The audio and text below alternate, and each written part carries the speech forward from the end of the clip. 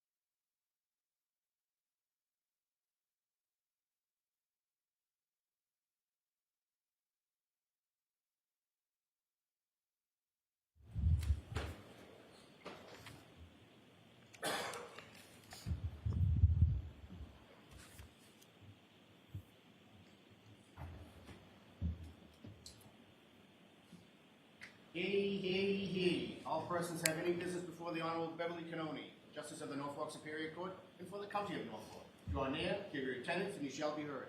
God save the Commonwealth of Massachusetts. This court is now open. You may be seated. Good morning again, counsel. Good morning again, Ms. Reed. Good morning, jurors. So, I appreciate your patience. I have to ask you those 3 questions. Were you all able to follow my instructions and refrain from discussing this case with anyone since we left yesterday? Yes. Everyone said yes and nodded affirmatively. Were you also able to follow my instructions and refrain from doing any independent research or investigation into this case?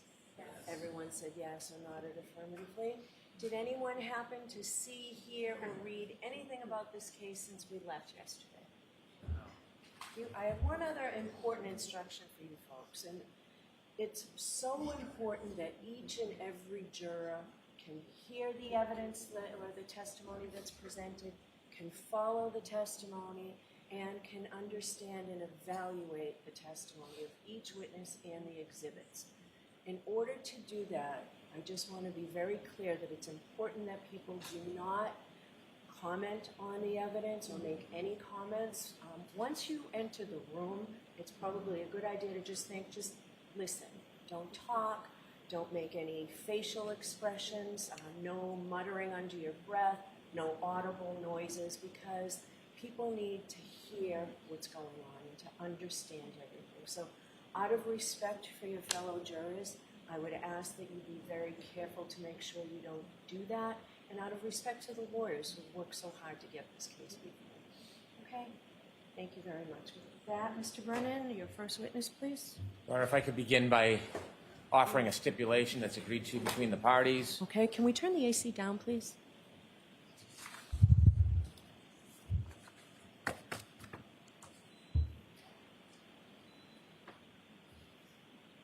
Thank you. Yes. Your Honor, if I may, I'd like to read a stipulation agreement between the Commonwealth and the defense. Okay. And the stipulation between the parties is as follows. Now comes the Commonwealth and Karen Reed, the defendant, in the above captioned matter. Both parties respectfully stipulate to the following. The 2 Massachusetts State Police troopers present at the autopsy conducted by the medical examiner, Dr. Scortibello, on January 31st, 2022, were Trooper Keefe and Trooper Watson. Former Trooper Michael Proctor was not present. Thank you. And Yes, thank you. with that, Your Honor, I'd like to introduce and play clip number 21. Okay. Paul, turn the AC off. Hold on 1 second, please. I just want that.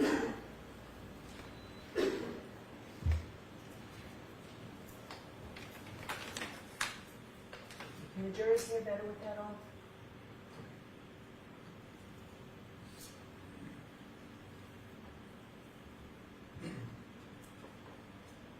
So John's laying there, his left and his right, and I approach John from the left.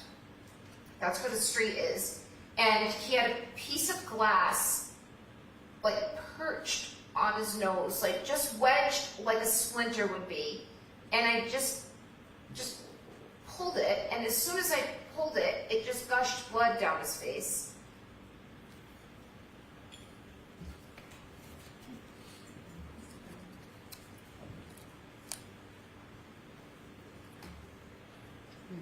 So we need this marked. Yes. We have the item. Exhibit 169.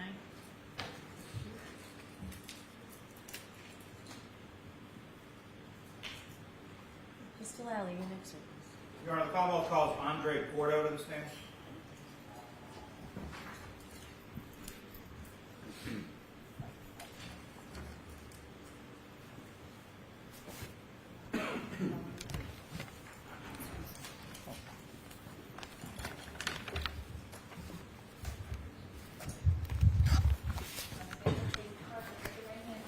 Do you solemnly swear the evidence given to the court and jury in the case now and hearing the truth, the whole truth, and nothing but the truth? So help you God? I do. Morning.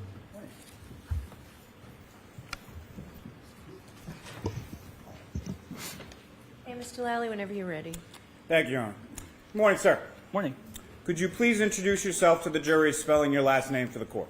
Yeah, my name is Andre Porto, last name spelled Porto. And what do you do for work, sir?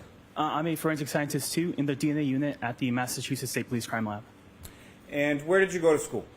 I received my undergraduate Bachelor of Science in Microbiology from the University of Massachusetts in Amherst, and then I received a Master of Science in Biomedical Forensic Sciences at the Boston University School of Medicine. Now, following your education, where did you go to work? I started at the Massachusetts State Police Crime Lab in the DNA unit. And how long have you worked at the state lab? Oh, yeah, sorry. How long have you worked at the state lab, sir? Since September 2019. Now, when you joined the lab, what was your position and title that you were initially hired for? I was hired as a Forensic Scientist 1. Now, can you please explain to the jury your duties and responsibilities as a Forensic Scientist 1? Sure. So a Forensic Scientist 1 is a trainee position where we're hired and we undergo an extensive training program where we do undergo the analysis process in training casework samples, where we learn how to do the lab work and analyze profiles.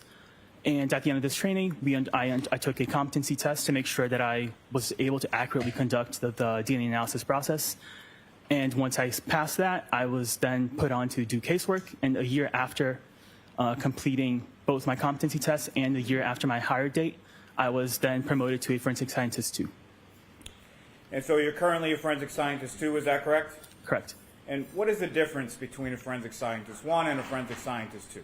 So a Forensic Scientist 2 is just the automatic promotion that you get after a year of hire and passing the initial competency test. And we're able to do the DNA process in casework samples. Now, sir, what type of analysis do you currently do at the Massachusetts State Police Crime Laboratory? I can do the DNA analysis process in casework and known samples. That includes the lab work as well as analyzing the DNA profiles that are generated from the work.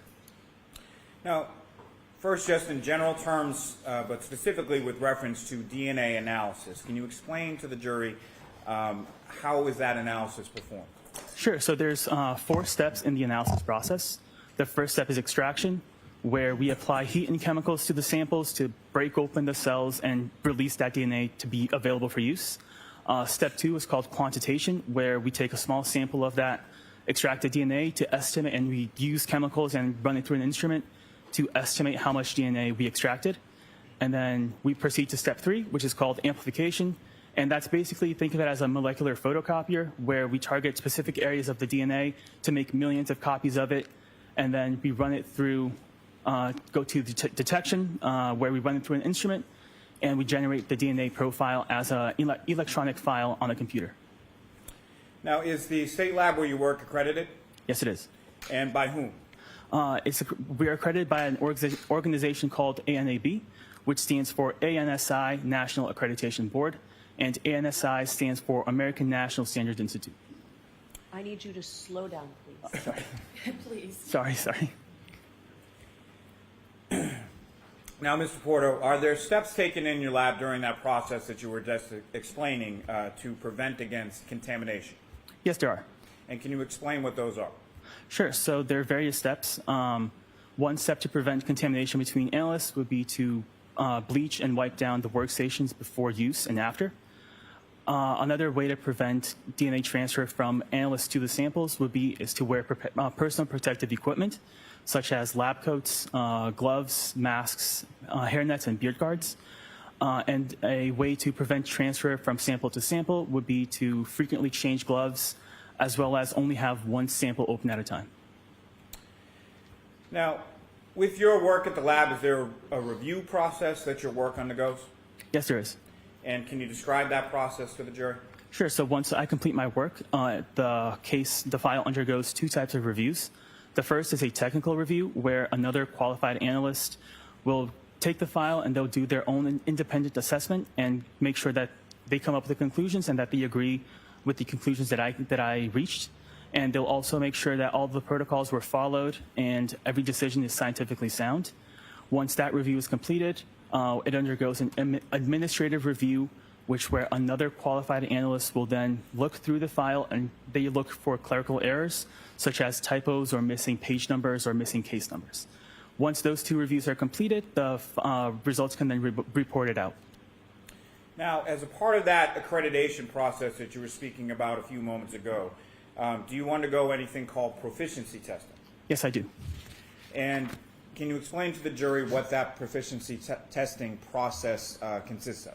Yeah, so a proficiency test is a test that's administered twice a year by an external vendor, and the results of this test are not known to the analyst at the time. And we basically treat it like it's a real case where it undergoes the analysis process as if it were a real case. And this test is used to show that the analyst is demonstrates ongoing competency in the DNA analysis process. And successful completion of the test is required to maintain qualification as an analyst. And what areas do you specifically undergo proficiency testing in? DNA analysis. And have you successfully completed each of those proficiency tests that you've taken? Yes. Now, Mr. Porto, could you explain to the jury what exactly is DNA? Yeah, so DNA stands for deoxyribonucleic acid, and it's basically the building block that makes us who we are. We each have 2 copies of our DNA, one that we inherit from mom and one that we inherit from dad. And this combination makes sure that, barring with the exception of identical twins, we all have different DNA. And is DNA the same in every cell of a person's body? Yes, so what that means is if I were to take a blood sample and a saliva sample from the same person, the same DNA profile will be generated. Now, you spoke a bit earlier about the different steps included in the DNA testing. If you could, just a little bit slower, go through each of those 4 steps again for the jury. Sure. So like I said, it's a 4-step process. So extraction, quantitation, amplification, and detection. So extraction, we use chemicals and heat to burst open the cells to make that DNA available for use. Quantitation, step 2, we take a small sample of that extracted DNA. We use a different set of chemicals and an instrument to estimate how much DNA is available for use. Amplification is the 3rd step, which I mentioned is the basically molecular photocopier, where it makes millions of copies of specific areas of the DNA. And then the 4th and last step is detection, where we run those amplified copies through an instrument, and we generate the DNA profile as an electronic file on the computer. Now, Mr. Porto, what is STR? So STR stands for short tandem repeats, and they're the locations that we're making the millions of copies of. Now, in your work at the lab, do you have something that's referred to as a known item? Yes. And can you explain to the jury what a known item is? Sure. So a known item is an item that's taken directly from a person to be used as a reference sample, so we know what the source of that profile is. And conversely, what is a questioned item? A questioned item is an item that's taken, let's say, from a crime scene where we don't know what the source is. Now, do you also have terminology within your lab as far as a parent versus a child item? Yes, we do. And can you explain how those labels are and how they reference to what you do in your work? Sure. So a parent item is, for example, the original item, and the child is a sample of that item. So, for example, this box of tissues would be the parent item, and if you were to swab the outside, the swab would be the child item. So the box of tissues would receive, let's say, an item of 1-1. The swabbing of the outside would receive an item of 1-1.1. Now, what are positive and negative controls? Yeah, so a positive control is a control that has it's a known sample with a known DNA profile that we use in every step of the DNA analysis process to make sure that each step and instrument worked as expected and properly. And then a negative control is a sample that has no DNA in it. It only receives the chemicals that we use, and that's to ensure that the chemicals that we're using don't have any DNA inherent to them. Now, when you as an analyst or a forensic scientist, too, are assigned work within the DNA unit, where do you retrieve that evidence from?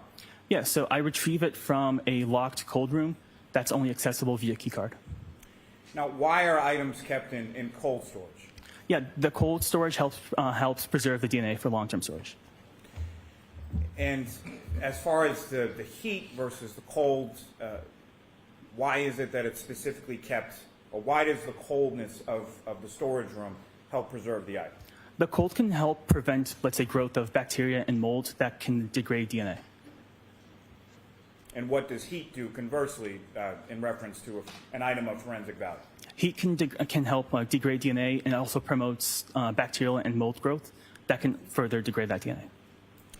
Now, when you receive an item from the cold storage, how is that item typically packaged when you retrieve it from there? Sure. So the item comes in these plastic, clear, transparent plastic sealed containers that has a label with a case number on it. And inside of that, each sample is within like a small plastic tube that has a label with a case number and item number. Now, at some point, were you assigned to perform some work on a lab case number 22-02184 pertaining to this defendant, Karen Reed? Yes, I did. And what type of work in general terms were you assigned to do in this case? I was assigned to do the DNA analysis process. And that was on several items, is that correct? Correct. And could you explain to the jury the sort of the process that you used to analyze evidence in this case? Sure. So the case underwent the 4 steps that I explained before. So extraction, quantitation, amplification, and detection. And there was a known standard that was done in this case, specifically in item number 8-1.1.1, is that correct? Correct. And did another analyst test and report the results from the known blood standard from that item 8-1.1.1? Correct. And how is that done? Yeah, so that undergoes the same process that I explained. It'll go through the 4 steps: extraction, quantitation, amplification, detection, and then the analyst that did the interpretation and reported that out, the known standard out, they went through the profile to make sure that it's one person or single source. And once that went through the review process that I explained, so technical and administrative review, and once that was all completed, the standard was available to be used for comparisons. And to whom was that known standard identified as belonging to? John O'Keefe. Now, you used the word in there as far as a single source. Can you explain to the jury what your understanding of that term is based on your training and experience? Sure. So a single source is just a DNA profile that has one contributor to it. So only one person contributed DNA to that profile. What exactly is a DNA profile? Yeah, so a DNA profile is basically the combination of all of the locations that we amplified during the 3rd step of the process. And it's basically, you can think of it as like a chart, like an EKG, where it has peaks and valleys, and each peak has a specific number, and the DNA profile is just a combination of all those numbers put together. Now, can you explain to the jury in general terms, to start with, the process of comparison between a known standard and a questioned or unknown standard? Sure. So first, I did the analysis on the question items. I did the 4 steps. I analyzed the profiles that were generated. I then interpreted, make sure that I could determine the number of contributors. And once that was completed, I then used the standard that was available and compared them to all the profiles that were suitable for comparison. Now, sir, starting with item 3-1.1, what was that a sample from? That was a sample from taillight passenger. And from a specific vehicle, is that correct? Correct. And what, if any, information were you given as to that vehicle that the swab from the taillight was from? Do you mean like the license plate? Yes. Could I refer to my notes? Yes. Thank you. Your Honor, with the court's permission, this is a little detail as far as the testimony goes. I don't have a problem. Does the defense object? I do not object, Okay, Your Honor. thank you. Thank you, Your Honor. So the license plate was 3G6684. Right, so, I'm sorry, 3GC684. Now, with reference to the swab from the taillight, were you able to generate a DNA profile from that item? I was. And from your comparative analysis from that question item to that of the known standard of John O'Keefe, what did you conclude? So the sample, the DNA profile was interpreted as a mixture of 3 contributors, including male DNA. And the DNA profile from this item is at least, I'm so sorry. I'll just restart. So the DNA profile was interpreted as a mixture of 3 contributors, including male DNA. And the DNA profile from this item is at least 510 non-alien times more likely if it originated from John O'Keefe and 2 unknown individuals than if it originated from 3 unknown, unrelated individuals. This provides support for an inclusion. Now, sir, what does that mean? So an inclusion is basically when I look at the DNA profile that was generated, and I compare it to the known DNA profile, and if the characteristics of the known profile are consistent with the characteristics observed in the question DNA profile, that's an inclusion. Now, as far as that number, 510 nonillion, how many zeros in that number? So a nonillion is a 1 followed by 30 zeros. Now, that profile, in addition to Mr. O'Keefe's profile, also had 2 unknown contributors, correct? Correct. Now, was that item also submitted to an outside vendor named Bodhi Technologies for further analysis? Correct. And with reference to your comparative analysis from the profile from this item to Mr. O'Keefe's profile, if you could again just expound upon what does inclusion mean? Yeah, so an inclusion, I compared the known standard that I had available for use from John O'Keefe to the DNA profile generated from the tail light. And the DNA profile was, if that was consistent with the DNA profile that I observed in the questioned item, and that's what an inclusion means. Now, regarding item 3-6, what is the description of that item? Yeah, so 3-6 is a root end of hair from exterior passenger side rear panel. And is that the same vehicle as far as the taillight sample? Correct. Now, with respect to hair in general, there's a root end and a shaft end, correct? Correct. And what limitations does your lab have with regard to DNA testing of hair? So when we test hair, we're actually, the root end of the hair, we're looking at any potential skin cells that might be attached to the root end. So that's where the DNA that we're looking for is coming from. And if there's not too many, yeah. Now, are you familiar with the term based on your training experience known as autosomal DNA? Yes. And can you describe for the jury what your understanding of that term is? Yeah, so autosomal DNA is DNA that's located in the nucleus of the cell, and that's the DNA that we inherit from both mom and dad. Now, are you also familiar, based on your training experience, with a term known as mitochondrial DNA? Yes. And can you please explain to the jury what your understanding of the term mitochondrial DNA is? Yeah, so mitochondrial DNA is DNA that's found in the mitochondria of a cell, and we inherit that from the mother. It may be somewhat evident, but could you please explain to the jury sort of the difference between autosomal DNA on the one hand and mitochondrial DNA on the other? Yeah, so like I said, the autosomal DNA is the one that we have 2 copies of, where we inherit one from mom and one from dad. And then the mitochondrial DNA is a circular DNA that we just inherit from mom. Now, is the Massachusetts State Police Crime Lab equipped to perform mitochondrial DNA testing? No, we're not. Now, was the DNA extract from the hair also sent to that external vendor, Bodhi Technologies, in Lorton, Virginia? I'm not sure if the extract was sent, but I know that the shaft of the hair was sent to Bodhi. Now, what testing did you perform on the hair? I did the regular DNA analysis process on the root end of the hair. And that was done prior to it being shipped to that external vendor, is that correct? Correct. And what conclusions were you able to draw from the testing that you did on the hair? Yeah, so there was no human DNA detected, and STR analysis was not performed. Now, what does that mean, sir? Yeah, so it means that I didn't detect any human DNA. So there might be DNA on there, but it was below what our instrumentation could detect.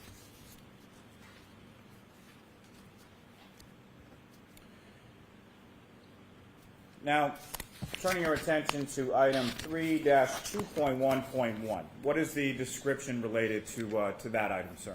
It's a sample from the exterior of broken drinking glass.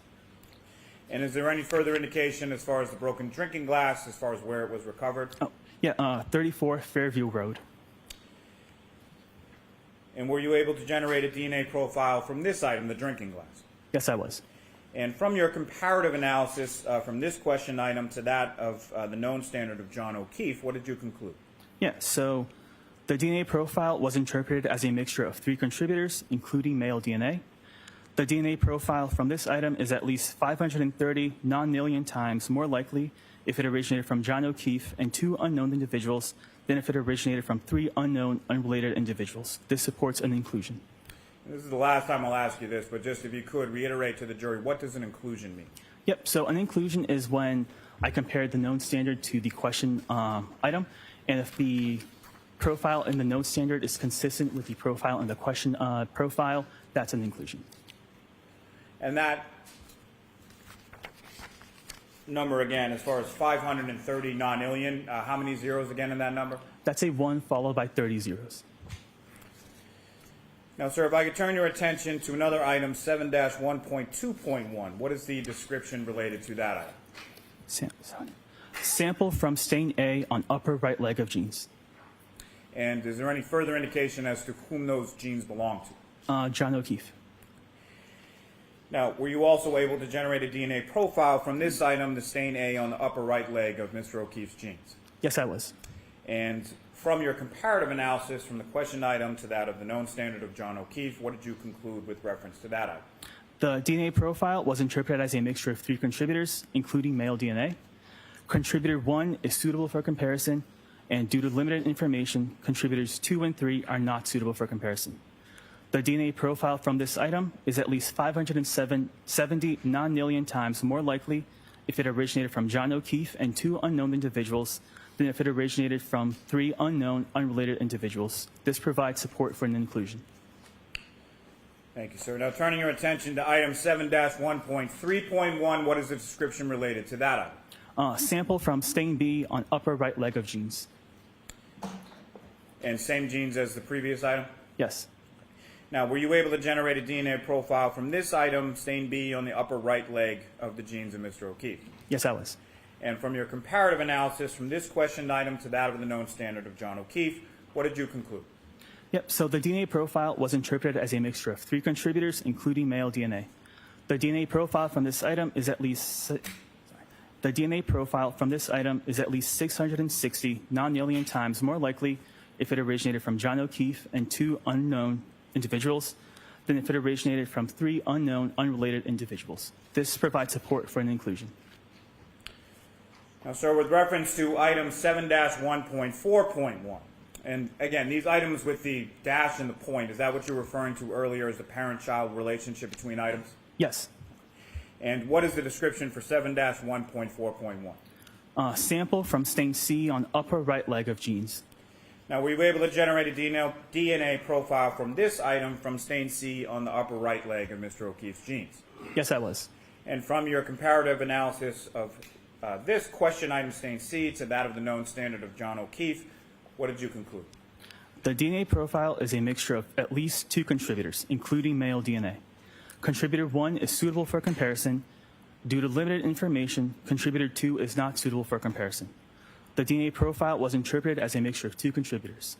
The DNA profile from this item is at least 830 non-alien times more likely if it originated from John O'Keefe and an unknown individual than if it originated from 2 unknown, unrelated individuals. This provides support for an inclusion. Now, sir, with reference to item 7-1.5.1, what was the description of that? Sample from stain D on upper right leg of jeans.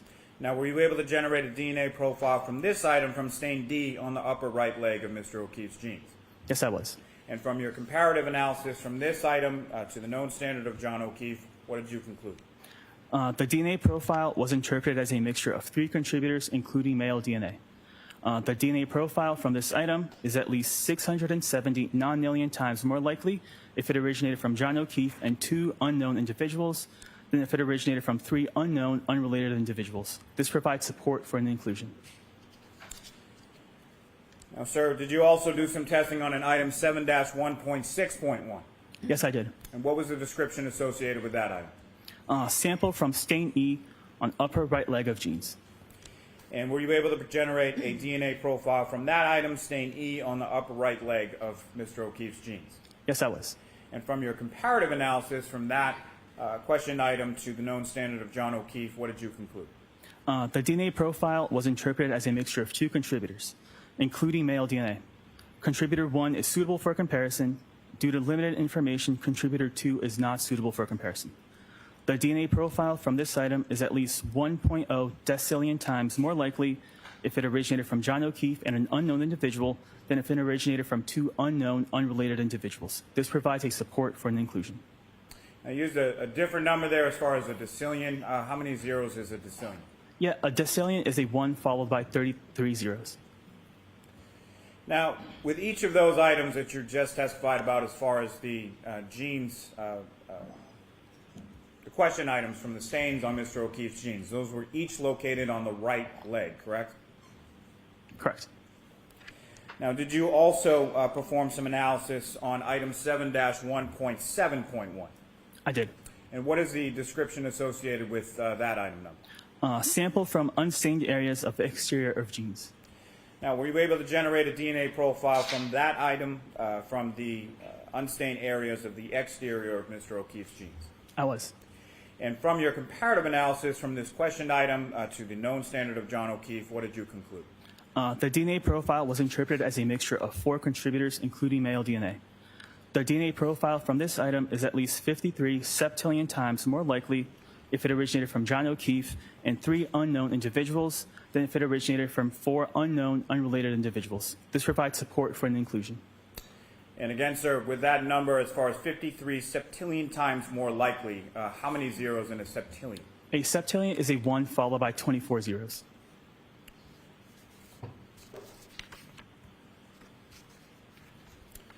Now, sir, if I could turn your attention to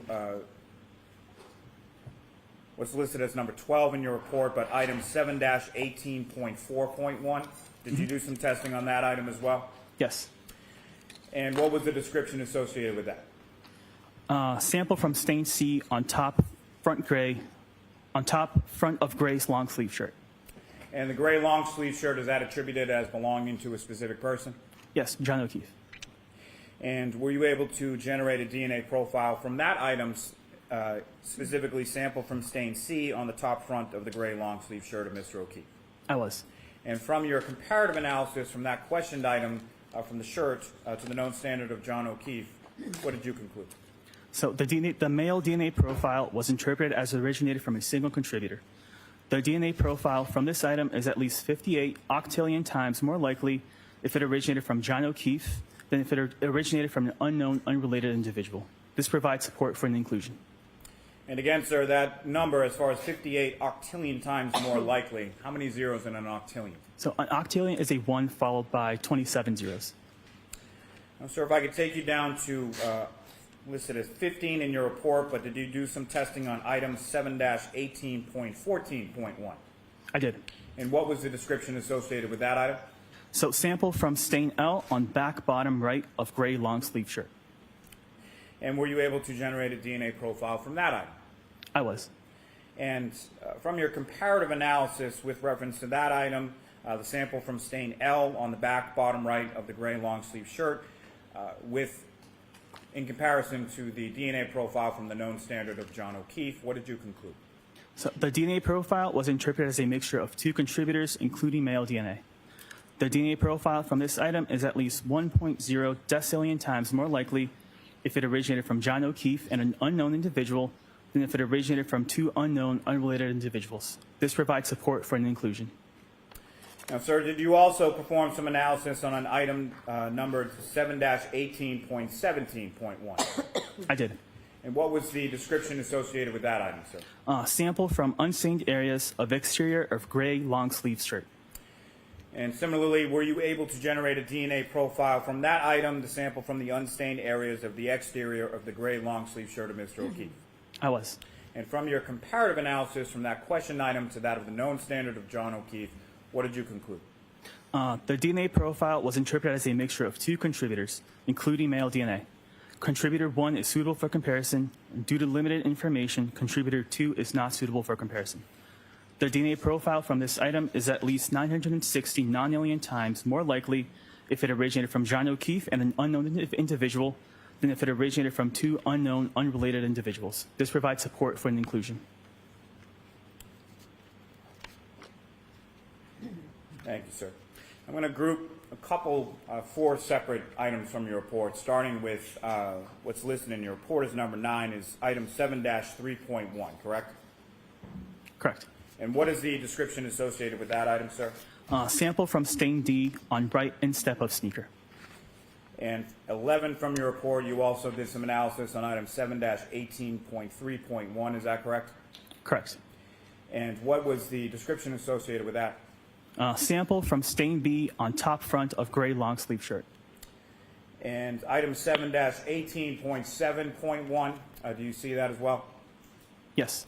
And what was the description associated with that item? Sample from stain F on top front of gray long sleeve shirt. And lastly, in this group, item 7-18.8.1, what was the description associated with that? Sample from stain G on back left sleeve of gray long sleeve shirt. And with respect to each of those last four samples from those items, were you able to generate a DNA profile with respect to each of those four? Profiles were generated from them. And what did you conclude based on the generation of those profiles with those four items? Yeah, so the profiles that were generated were not suitable for comparison. And if you could explain briefly to the jury, when you say not suitable for comparison, what do you mean by that? Yeah, so for 7-3.1, it was a mixture of at least 5 contributors. And at the DNA unit, we validated, basically we tested and make sure that our protocols were we can only interpret mixtures of up to 4 contributors. So I determined that there were 5 contributors, so that makes it too complex for us to do comparisons to it. So it's not suitable for comparison for that reason. And the other 3 items, due to the quality of the profile, they were not suitable for comparison. And basically what that means is that there were such low amounts of DNA that was in the sample that there was a lack of information from the profiles themselves, so they weren't really suitable for comparisons. And just to be clear, the item that you're referring to with the 5 possible contributors, that's a shoot, correct? Correct. Now, if I could turn your attention in your report to what you have listed as number 10, there are a number of different items listed there, correct? Correct. And starting with item 7-17.2.1, what is the description associated with that? Sample from stain A on top front left of orange t-shirt. And 7-17.3, what is the description associated with that? Sample from stain B on top of front left of orange t-shirt. And item 7-17.4.1, what is the description associated with that? Sample from stain C on top front left of orange t-shirt. And item 7-17.5.1, what is the description associated with that item number? Sample from stain D on front bottom right of orange t-shirt. And item 7-17.6.1, what is the description associated with that? Sample from stain E on back left shoulder of orange t-shirt. And so each of those respectively were samples taken from stains on the orange t-shirt of Mr. O'Keefe, correct? Correct. Now turning your attention to item 7-18.2.1, what is the description associated with that? Sample from stain A on right sleeve of gray long sleeve shirt. And item 7-18.5.1, what is the description associated with that? Sample from stain D on center front of gray long sleeve shirt. And item 7-18.6.1, what is the description associated with that? Sample from stain E on center front of gray long sleeve shirt. And item 7-18.9.1, did you generate a profile from that item as well? Yes. And what is the description associated with that? Sample from stain H1 on back left of gray long sleeve shirt. And item 7-18.10.1, what is the description associated with that? Sample from stain H2 on back left of gray long sleeve shirt. And item 7-18.11.1, what is the description associated with that? Sample from stain I on back right shoulder of gray long sleeve shirt. And item 7-18.12.1, what is the description associated with that? Sample from stain J on back bottom right of gray long sleeve shirt. And lastly, with this group, sirs, item 7-18.13.1, what is the description associated with that? Sample from stain K on back bottom right of gray long sleeve shirt. And so each of those items beginning with 7-18 were associated with various stains taken from various areas on the gray long sleeve shirt of Mr. O'Keefe, correct? Correct. And with respect to each of those areas of the orange t-shirt and the gray long sleeve shirt, were you able to generate a DNA profile from those items? I was. And from your comparative analysis of each of the DNA profiles from those items to the known standard of John O'Keefe, what did you conclude? So the male DNA profile was interpreted as originating from a single contributor. The DNA profile from these items is at least 490 octillion times more likely if it originated from John O'Keefe than if it originated from an unknown, unrelated individual. This provides support for an inclusion. Now again, if you could just remind the jury, when you say single source contributor, what does that mean?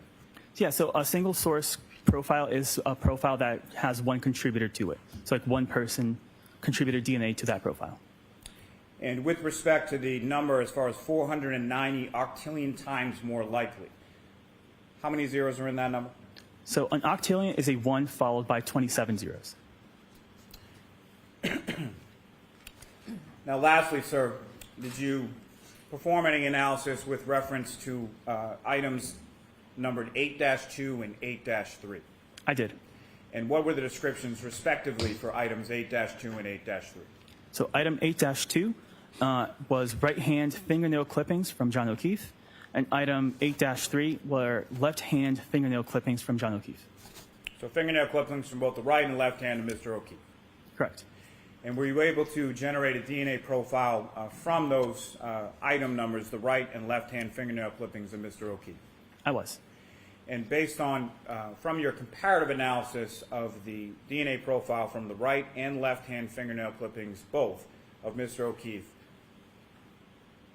taken in conjunction with the known standard of John O'Keefe, what did you conclude? Yeah, so the male DNA profile was interpreted as originated from a single contributor, and the DNA profile from these items is at least 490 octillion times more likely if it originated from John O'Keefe than if it originated from an unknown, unrelated individual. This provides support for an inclusion. So with respect to each the right and left hand fingernail clippings of Mr. O'Keefe, both of those were identified by you or your analysis as a single source contributor, correct? Correct. And they were each 490 octillion times more likely to have originated from John O'Keefe than from an unknown, unrelated individual. Is that correct? Correct. Thank you.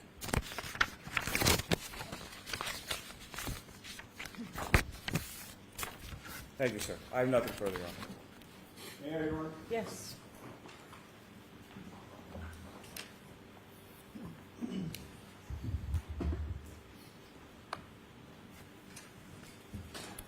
Good morning, sir. Good morning.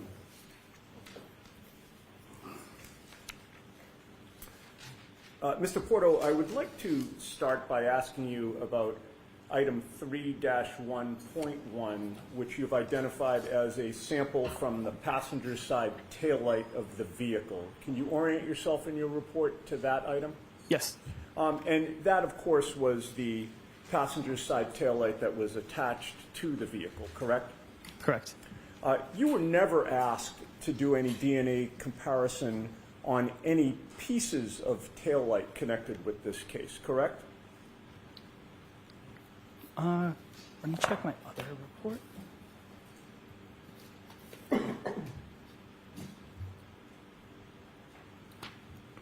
For taillight, there was another item that was item 3-3.1, which is sampled from apparent glass on rear bumper, if that's what you're referencing. Okay, so if I suggested to you that the taillight was plastic, that glass wouldn't have been the taillight, correct? I don't have, that's beyond my scope of testing. Gotcha. Okay. With regard to the passenger side taillight, you found that there were 3 contributors of DNA to that taillight attached to the vehicle, correct? Correct. One of those contributors appeared to be John O'Keefe. Is that fair to say? He was included All to right. the profile.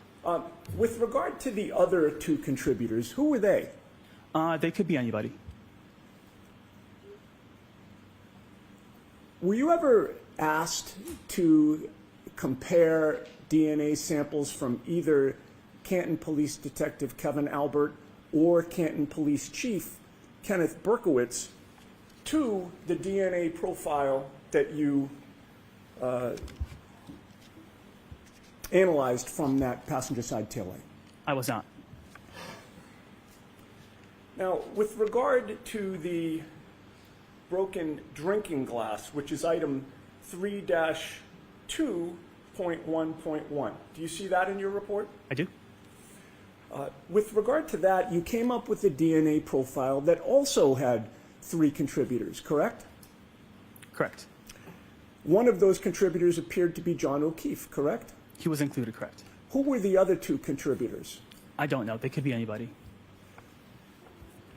Were you ever asked with regard to that broken drinking glass to compare the DNA profile that you analyzed with the DNA of either Boston Police Sergeant Brian Albert or ATF agent Brian Higgins? I was not.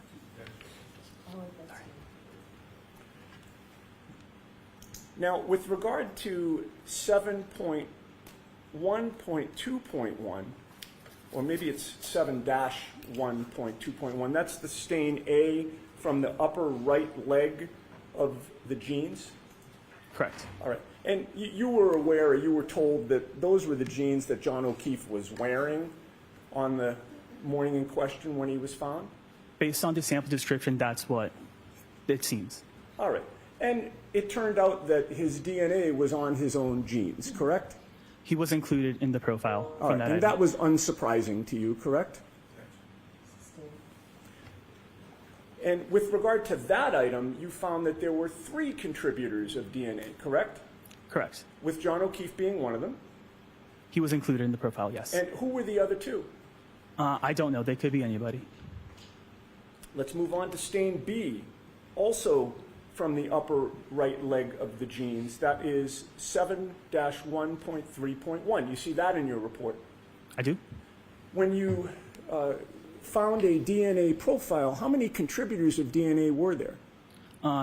3 contributors. All right. And again, this was John O'Keefe's genes, correct? Based on the description, yes. So he was one of the 3 contributors. He was included in the profile, yeah. Who were the other 2? I don't know. They could be anybody. Moving on to stain C from the upper right leg of the jeans. 7-1.4.1. You see that in your report? I do? With regard to the DNA profile that you analyzed there, how many contributors of DNA were there to that profile? At least 2, and it was interpreted as 2 contributors.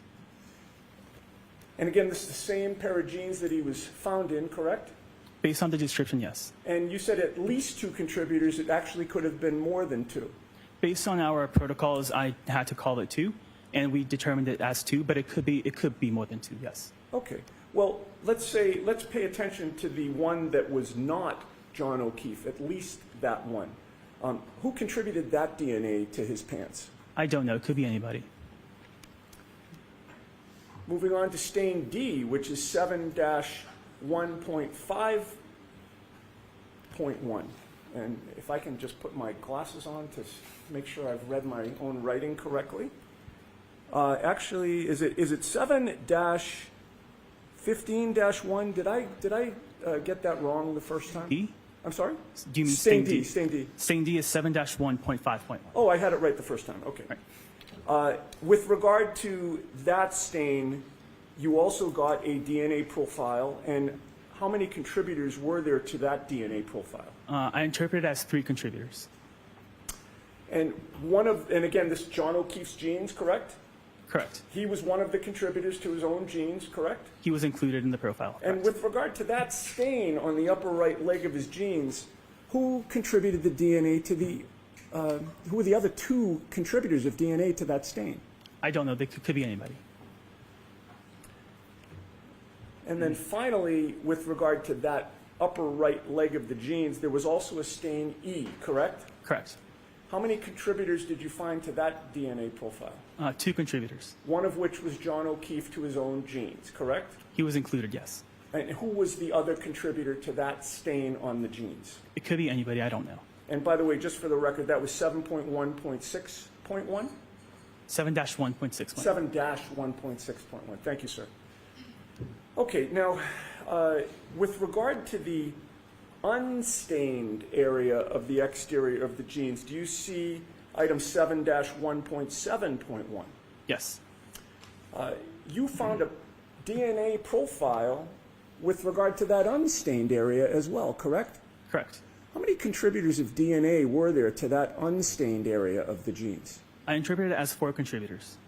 And John O'Keefe was one of those, correct? He was included in the profile. His own genes. Based on the description, yes. Who were the other 3 contributors to that DNA profile? I don't know. It could be anybody. And before we move on to the sneaker, I just wanted to ask you a question about the passenger side taillight that I neglected to ask you.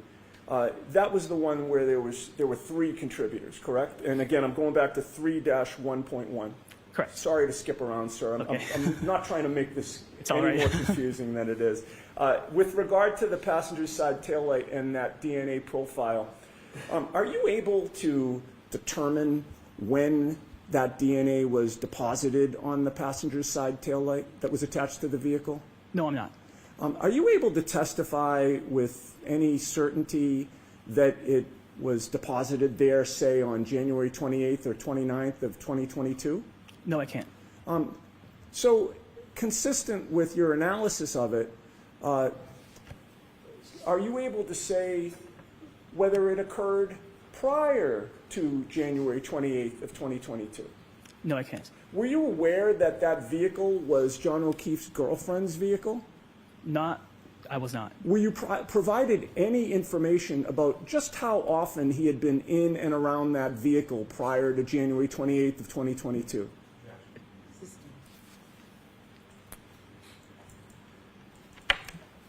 So moving on to 7-3.1, which was the right instep of the sneaker, correct? You see that in Correct. your report? Yep. With regard to that particular stain, you noted how many contributors of DNA? Yeah, it was interpreted as at least 5 contributors. And when you have interpreted as at least 5 contributors, what does that do to your ability to find out who contributed that DNA? So based on our protocols, we're not able to do any comparisons to any mixtures that are 5 or more contributors, so it's not suitable for comparisons. Okay, which means that with regard to the sneaker at least, you couldn't even say whether John O'Keefe's DNA was on it, correct? Correct. And with regard to all 5, do you have any idea who contributed the DNA to that sneaker? No, I don't. Now, moving on to, I just have a couple more for you, sir. Moving on to what is labeled as stain L, which is 7-18.14.1, I believe. Do you see that in your report? I do? And that was a stain on the back bottom of his long sleeve shirt, correct? Correct. And were you told that the long sleeve shirt was his outer clothing when he was found? I don't believe so. How many contributors to that stain on the back bottom of his long sleeve shirt did you find in that DNA profile? I interpreted it as 2 contributors. And did you make any match with regard to either of those contributors or both? I did comparisons, and John O'Keefe was included as one of the contributors. Okay, so John O'Keefe was a contributor of DNA to his own long sleeve shirt, correct? Based on the descriptions, correct. All right, and whose other DNA was on that shirt? I don't know. And then finally, with regard to 7-18.17.1, that was an unstained area of the exterior of that shirt, correct? That same long sleeve shirt. Correct. And you tested that and got a DNA profile, correct? Correct. How many contributors were there to that DNA profile? I interpreted it as 2 contributors.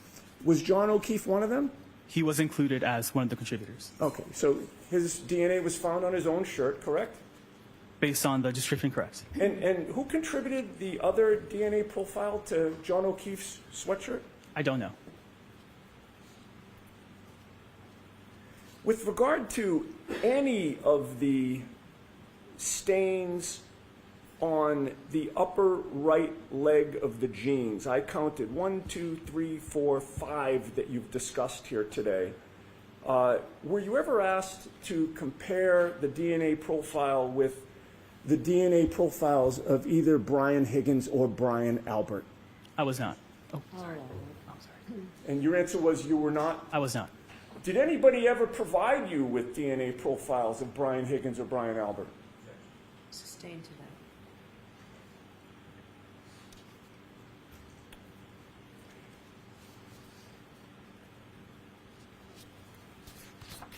I may have one moment, Judge. Yes.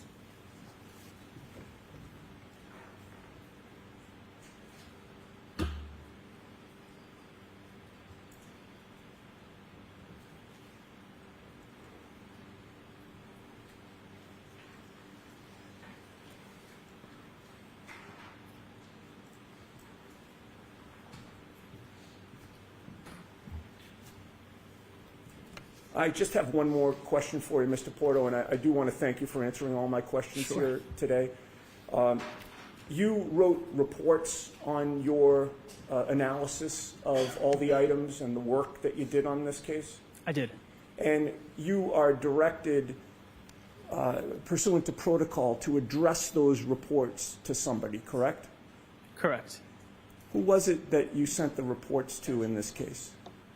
I'm sustaining the objection. Did you send those reports to Michael Proctor? Sustain. Jurors, strike the question. I have nothing further. Thank you, sir. Yes.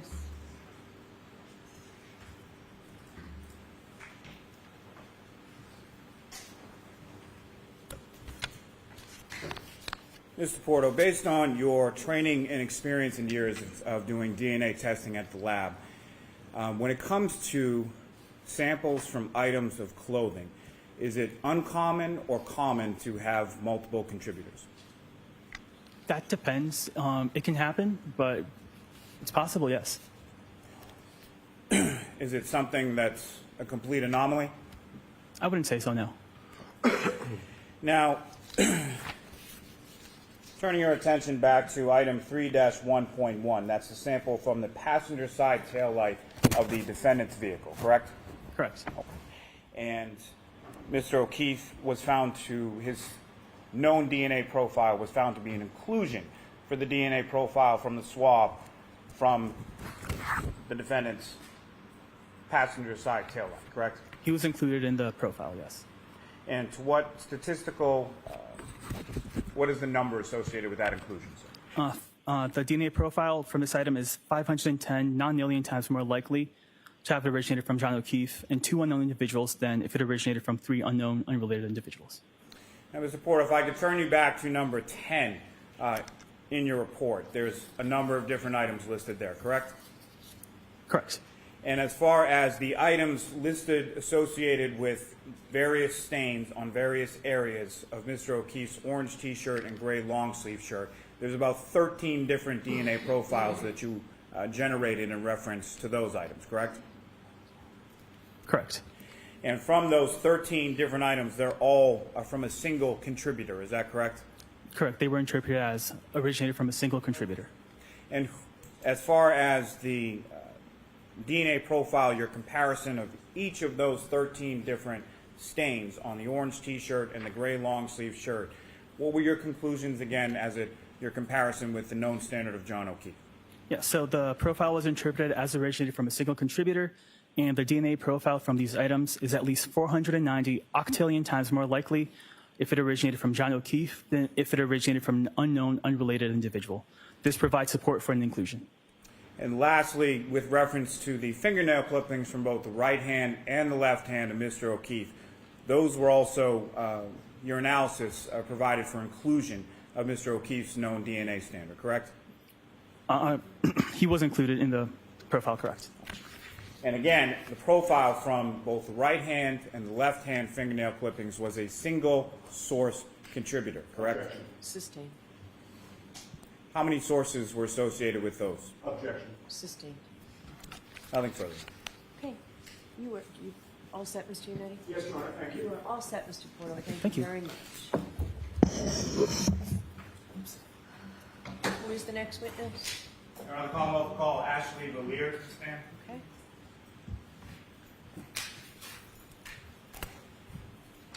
Jim.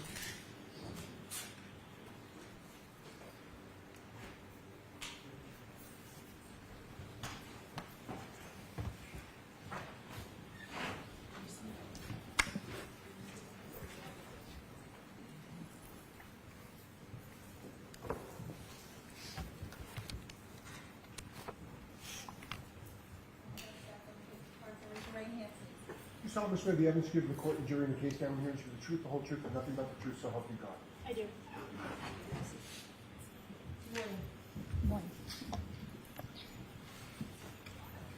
All right, Mr. Lally, whenever you're ready. Thank you, Your Honor. Good morning, Ms. Valier. Good morning. Could you please introduce yourself to the jury, spelling your last name for the court? My name is Ash Valier, spelled Vallier. And where do you work? I work at the Massachusetts State Police Crime Laboratory. And where did you go to school? I got my bachelor degree in biochemistry and cell biology from UC San Diego, and a master's degree in biomedical forensic sciences from Boston University. Now, following your education, where did you go to work from there? Directly after I got my degree at Boston University, I worked at the Broad Institute. And what did you do at the Broad Institute? I did quality control checks of items that potentially could be tested for pharmaceutical use. Now, how long have you worked at the Massachusetts State Police Crime Laboratory? A little over 6 years. Now, is the state lab accredited? It is. And by whom? ANAB. And what does ANAB stand for? It stands for ANSI National Accreditation Board. And the ANSI within the ANAB, what does that stand for? That is another acronym that I don't recall right now. Now, as part of that accreditation process, do you undergo any sort of type of proficiency testing? I do. And can you explain to the jury what that proficiency testing process consists of? A proficiency test is a test that is given from an outside agency in the discipline that you do casework in, that you would work through like a normal case, but it has an end expected result at the end. And how often do you undergo proficiency testing? Every year. And what areas do you specifically undergo proficiency testing in? I've done proficiency tests in gunshot primer residue and physical match analysis. And have you successfully completed each of those proficiency tests that you've taken? I have. Now, when you initially joined the State Police Lab, what was your position and title that you were hired for? I was hired as a forensic scientist 1. Now, can you please explain to the jury what your duties and responsibilities were as a forensic scientist 1? So a forensic scientist 1 is the introductory level. It's when you start your training in whatever discipline you're going to be trained in and quality control checks.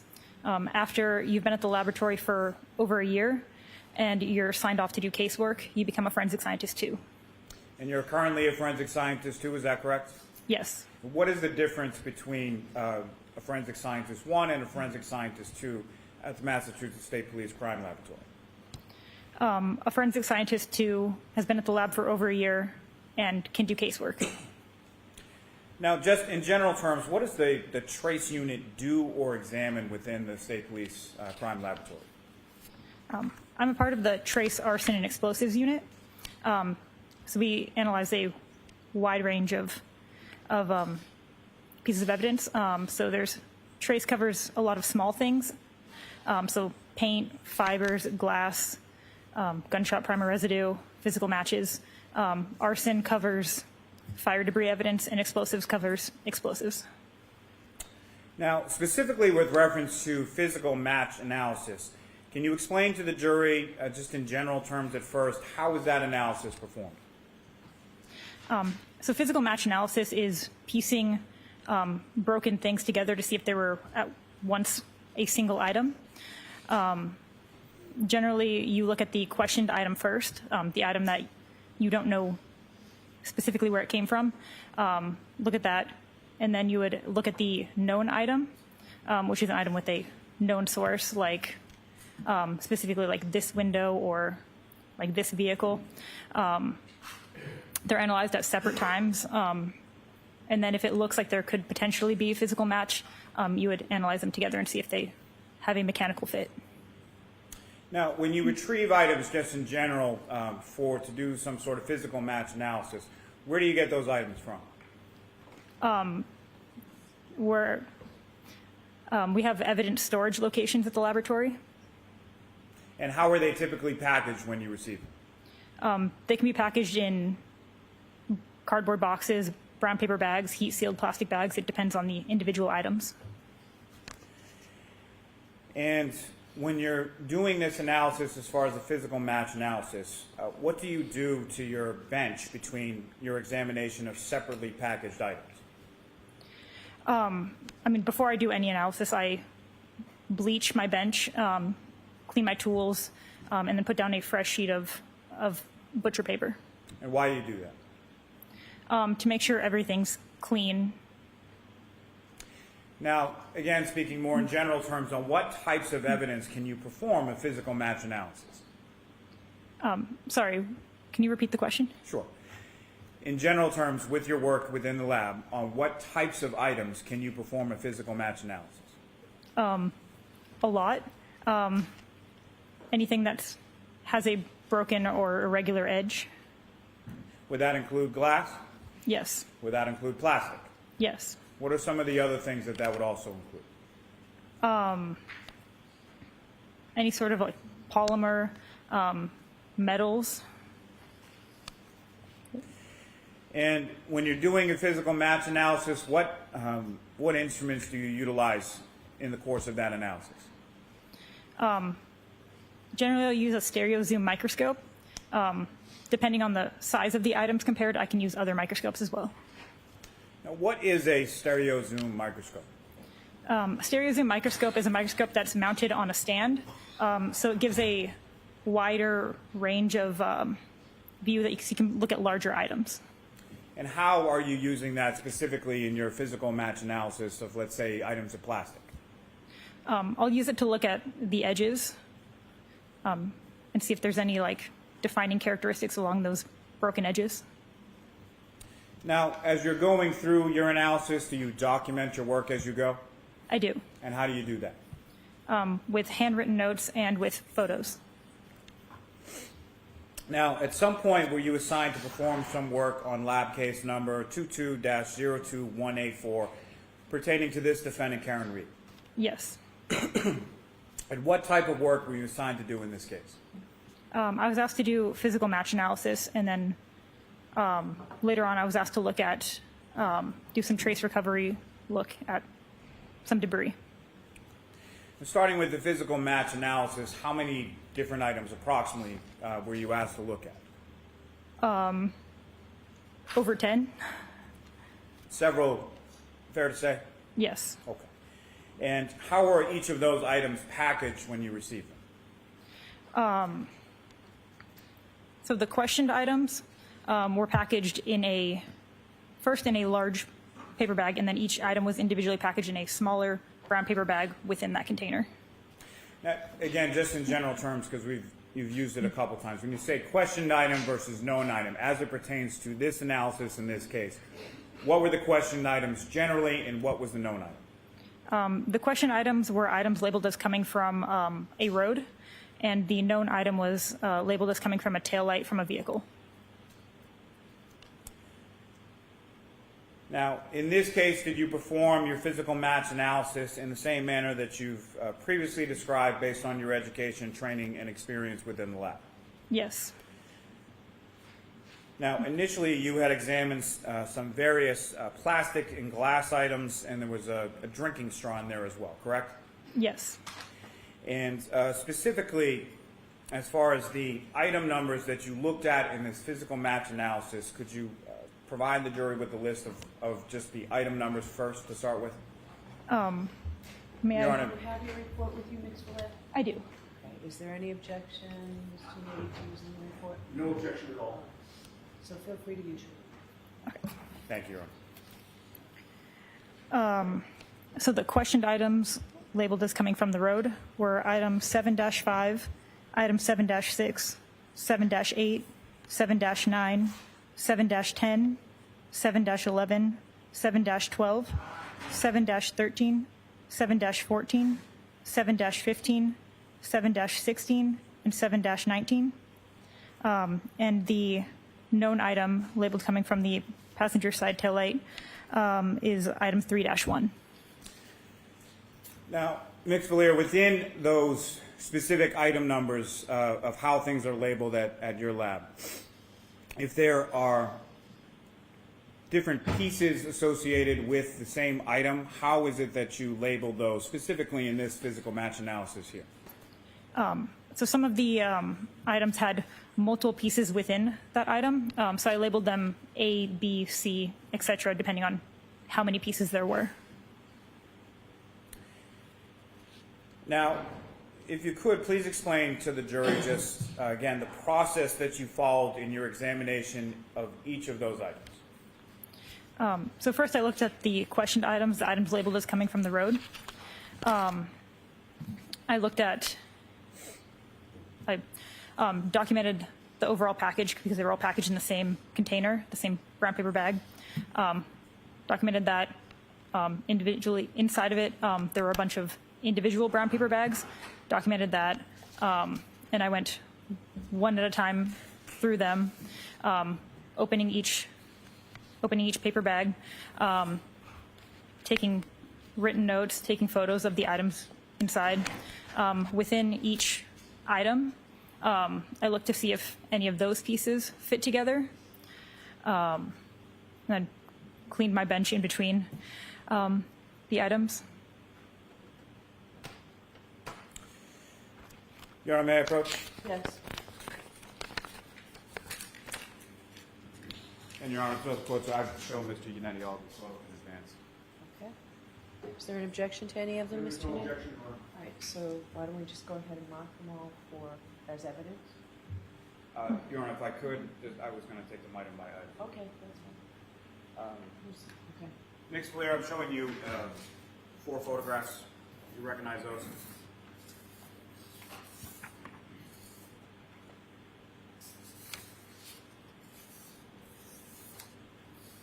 I do. What do you recognize those to be? These are photos that I took of item 3-1. And again, what was the description associated with item 3-1? Passenger side taillight. And was that description further given sort of a specific vehicle or a license plate associated with the vehicle that the taillight came? It does. Massachusetts 3GC684. Your Honor, the Commonwealth is seeking to introduce in the minutes the next exhibit A through D. Right, those are common. That's why I wanted to just mark them all because they're all common. Right? That's fine. If the court prefers, I can provide them. All right. Exhibits 170A through 170D. May I approach with the remainder, Your Honor? Yes. And if you have them in sections, we can do that.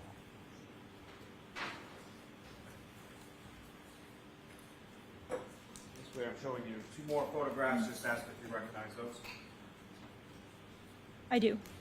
And what do you recognize those? Photos I took of item 7-5. And again, from your report, what was the description in reference to item 7-5? Yeah. Thank you. You're fine. It's Mr. Loud. Yes. Okay. Piece of plastic, red, recovered from 34 Fairview Road. And Your Honor, the Commonwealth is seeking to introduce in the minutes the next exhibit A and B. Okay. Exhibit 171A and B. My apologies, Your Honor. With the court's permission, may I publish some of those Yes. photos to the jury?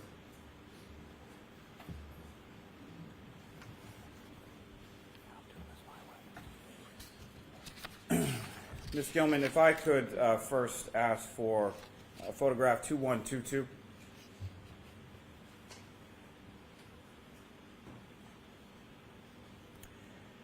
And Ms. Blair, what's up on the screen, that is the bag associated with the passenger side taillight or the known item, correct? Correct. And Ms. Gilman, if I could have photograph 2125. And Ms. Gilman, if you could just enlarge a little bit towards the bottom where the ruler is. Now, Ms. Valier, what's up on the screen now as far as the sort of notations there, who made those? I did. And how do you know that you were the one who made those? That's my handwriting, and those are my initials.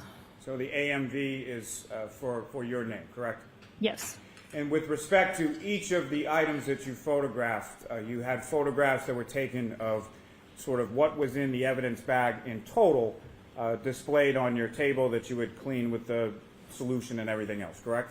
Yes. Okay. And Ms. Gilman, if you could just zoom out a little bit to show the item. And again, what's up on the screen, that is item 3-1, the known item as far as the tail light from the defendant's vehicle. Yes. And Ms. Gilman, if I could have 2126. And Ms. Valier, if you could just describe for the jury, what are we looking at in this photograph? Those are those same items, just turned over. And lastly, for this set, Ms. Gilman, if I could have 2135. And again, same item as far as 3-1, the tail light taken from the defendant's vehicle. Yes. Ms. Gilman, if I could ask for photograph 1905. And Ms. Valier, as far as with each of these items, you take photographs when they're inside the bag and then once you take them out of the bag, correct? Yes. Okay. And Ms. Gilman, if I could have photograph 1908. And what are we looking at in this photograph? The contents of item 7-5.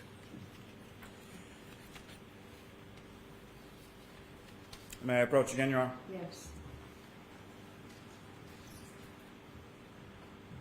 We'll need two more photographs. Do you recognize those?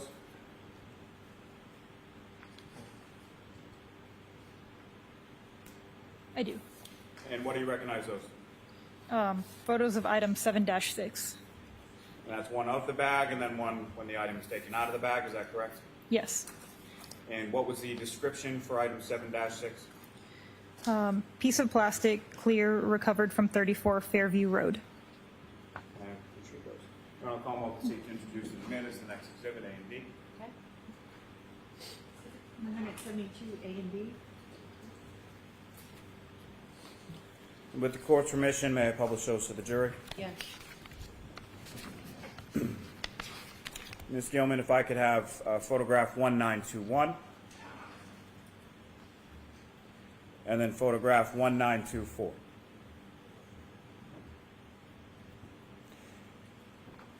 And what's depicted up on the screen is that what you just have before you as the photograph that you took of item 7-6 recovered from 34 Fairview Road.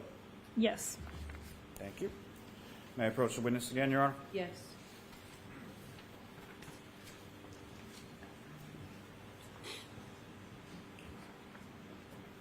Two other photographs. You review those. Can you recognize those? I do. What do you recognize as? Photos I took of item 7-8. And one of the bag and then one of the items removed from the bag. Is that correct? Yes. And what is the description associated with item 7-8? Piece of plastic, red and clear, recovered from 34 Fairview Road. Call them to seek to introduce in a minute as the next exhibit, A and B. And Your Honor, with the court's permission, if I could publish those to the jury. Yes. Exhibits 173 A and B.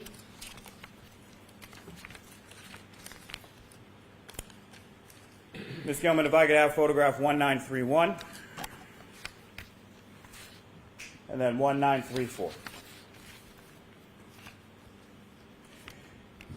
And Ms. Gilman, if you could zoom in just a little on those items, please.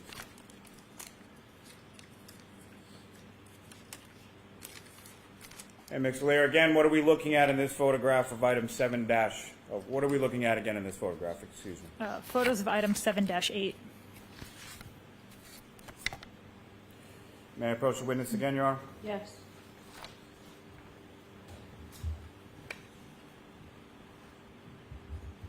Two other photographs. Those. And do you recognize those? I do. Or what do you recognize those? Photos of item 7-9 and 7-19. And as far as the first photograph, as far as the bag, and then second with the items taken out of the bag. Is that correct? Yes. So 7-9 and 7-19 were contained in the same bag. They were. I then separated them into two separate packages. And as far as 7-9 and 7-19, respectively, if you could tell the jury what was the description for each of those items. Item 7-9 was pieces of glass recovered from 34 Fairview Road. Item 7-19 is trace item, black straw, recovered from 34 Fairview Road. Commonwealth seek to introduce in the minutes the next exhibit, A and B. May I publish, Your Honor? Hold on.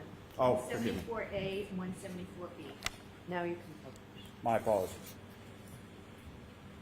Ms. Gilman, if I could have 1958, please. And then 1962.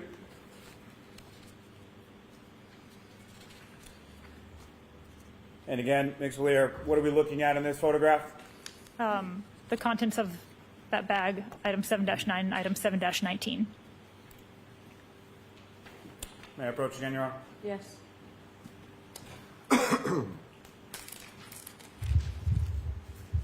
other photographs. Do you recognize those?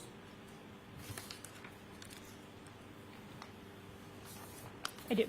And what do you recognize as? Photos of item 7-10. And again, one of the bag and one of the contents of the bag. Is that correct? Yes. And if you could, please tell the jury what was the description for item 7-10. Piece of plastic, red, recovered from 34 Fairview Road. Commonwealth seek to introduce in the minutes the next exhibit, A and B. Exhibits 175A and B. May I publish that for the jury, Your Honor? Yes. Ms. Gilman, if I could have 1952.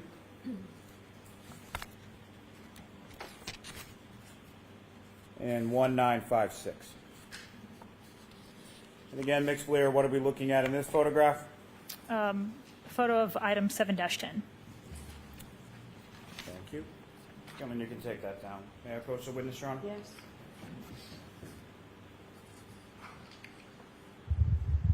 Two other photographs. Do you recognize those?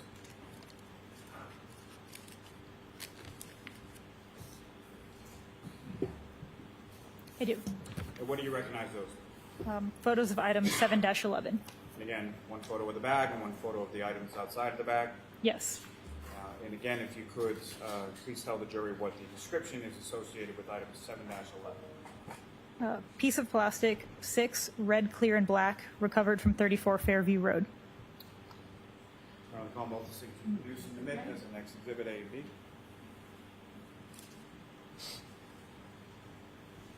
Exhibits 176A and B. And may I publish, Your Honor? Yes. Ms. Gilman, 1979 and 1982. Again, Ms. Valier, I'm sorry, Ms. Gilman, if you could zoom in just a little on the items themselves. And Ms. Valier, what are we looking at in this photograph? Photo of item 7-11. These are photos, again, that you took in the lab during the course of your comparative or physical match analysis, correct? Yes. May I approach again, Your Honor? Yes.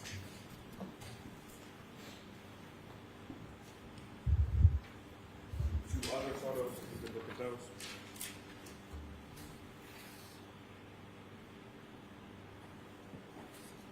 Do you recognize those?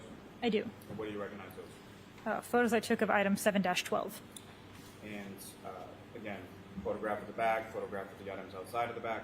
Yes.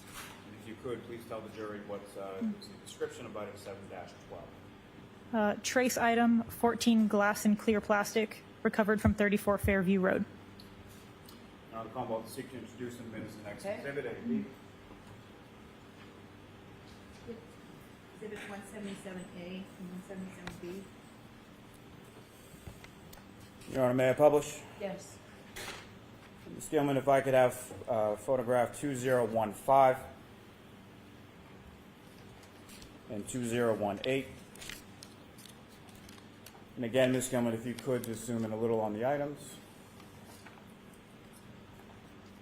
Thank you.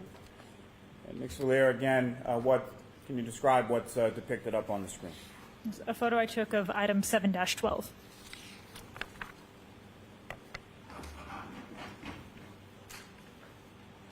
Your Honor, may I approach? Yes.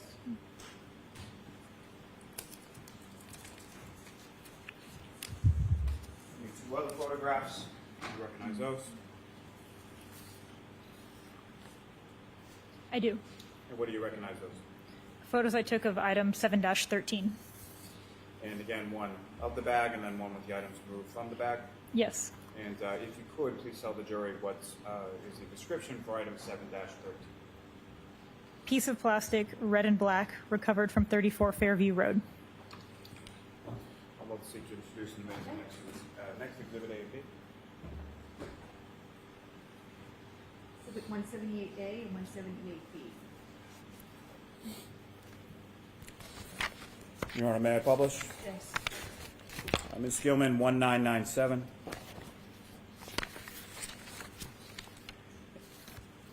And 2000.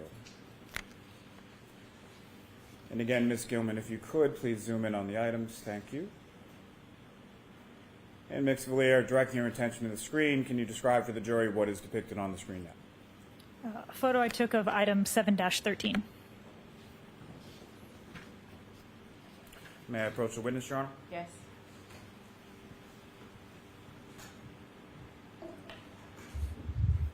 Two other photos. Do you recognize those? I do. What do you recognize that? Photos I took of item 7-14. And again, one of the bag and one of the item removed from the bag. Yes.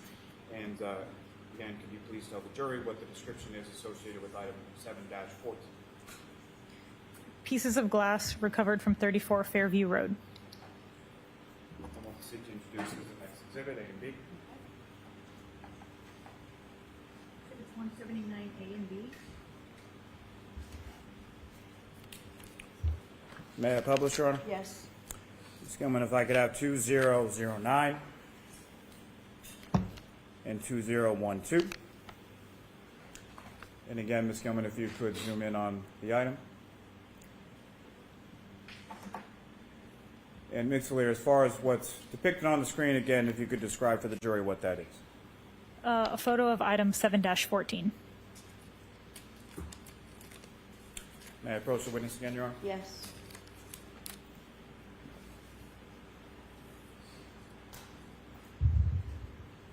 Other photographs, if you could recognize those. I do. And what do you recognize as? Photos of item 7-15. And again, one of the bag and one of the items taken from the bag, correct? Yes. And if you could, please tell the jury what is the description associated with item 7-15. Piece of plastic, 3 clear and 5 red, recovered from 34 Fairview Road.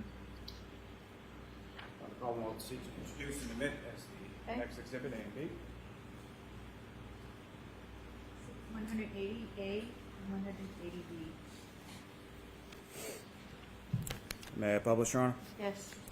Ms. Gilman, if I could have 2072.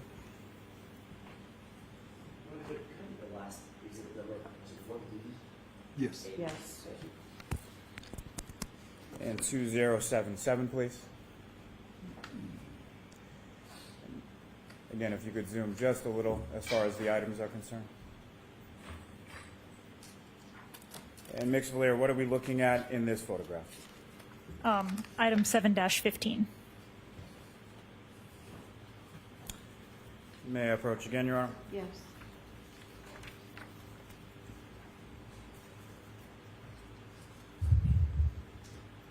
Two other photographs, do you recognize that?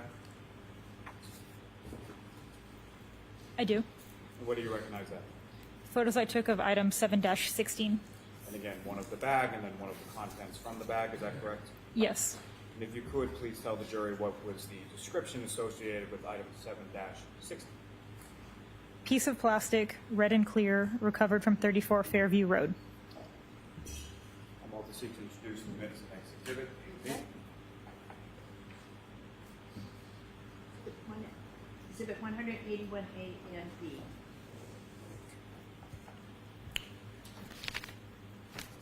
May I publish, Your Honor? Yes. Ms. Gilman, if I could have 2036 and 2040. And Ms. Gilman, if you could zoom in just a little. Thank you very much.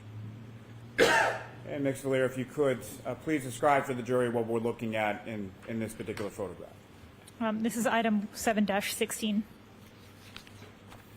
Ms. Gilman, you can take that down.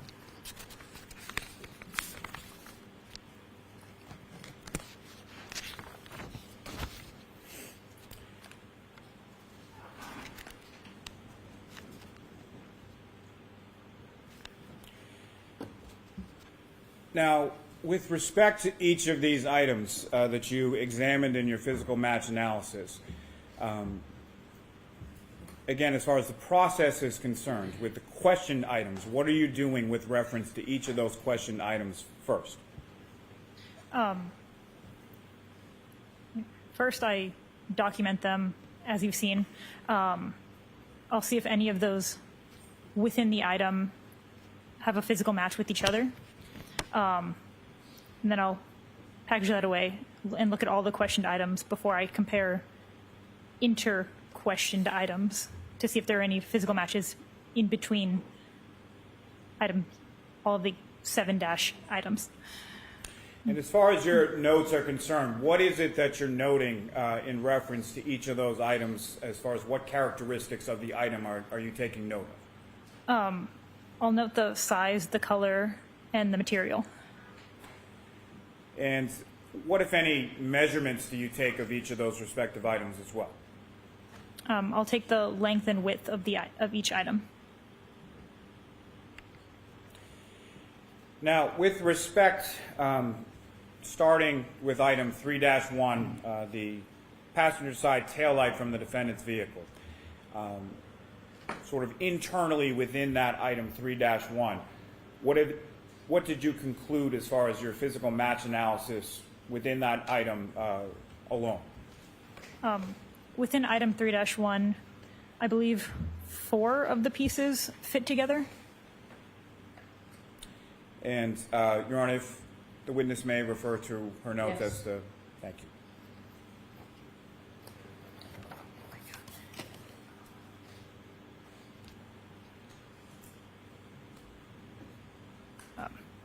Yes, four of the pieces fit together within item 3-1. And which 4 of the pieces? Pieces A, B, D, and F. And as far as the labeling of those pieces of an individual item, let's just start with item 3-1.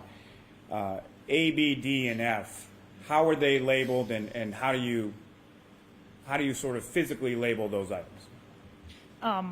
We have a label maker in the lab, so I'll print out the case number, the item number, and then A, B, C, and my initials, and that goes physically on each of those items, or all of those pieces. So if any of those items had a sticker on it with a letter or something associated with that, that would be something that you did during the course of your physical match analysis, correct? Yes. Now, if I could turn your attention to item 7-5, piece of plastic red recovered from 34 Fairview Road. What did you conclude as far as your physical match analysis just within that single item? There was no physical match noted among those 3 pieces of apparent plastic. And when you say no physical match found from the different pieces within that item, what does that mean? The broken edges of each piece did not align. So the broken edges of the individual pieces within item 7-5 did not fit together with the broken edges of pieces within item 7-5, correct? Yes. Okay. Now, with respect to item 7-6, a clear piece of plastic recovered from 34 Fairview Road, what did you conclude based on your physical match analysis just pertaining to that item 7-6? So this item was 2 pieces of colorless apparent plastic, and there was no physical match noted between those two pieces. Now, with reference to item 7-8, red and clear plastic recovered from 34 Fairview Road, what did you conclude in regard to your physical match analysis just with the pieces contained within item 7-8?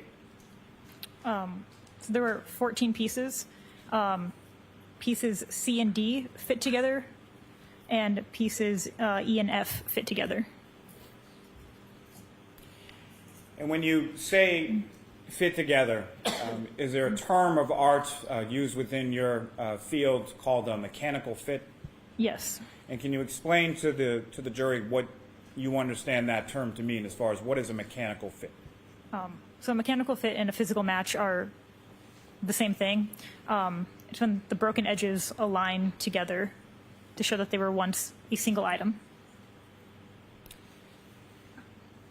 Now, if I could turn your attention to item 7-9, pieces of glass recovered from 34 Fairview Road.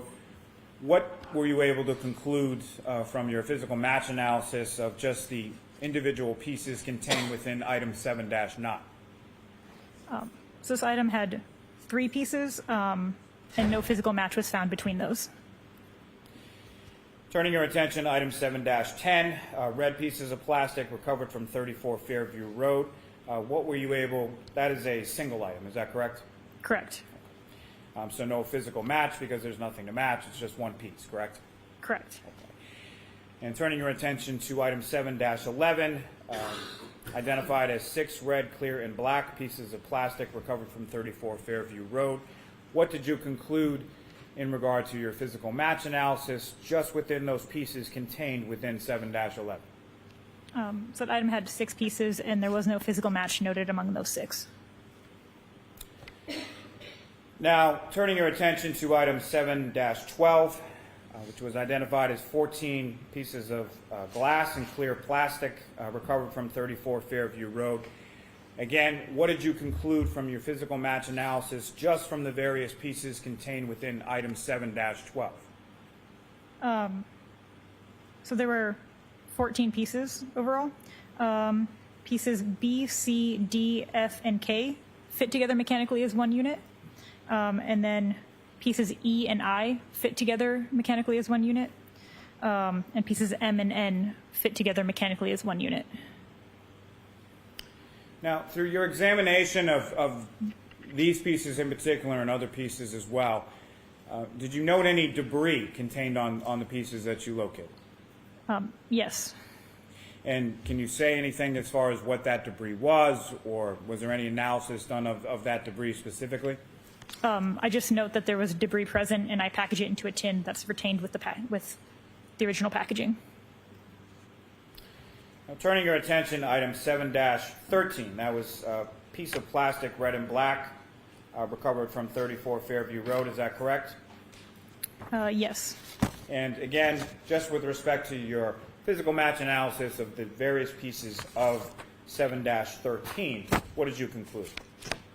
So that item had 3 pieces, and there was no physical match noted among those 3.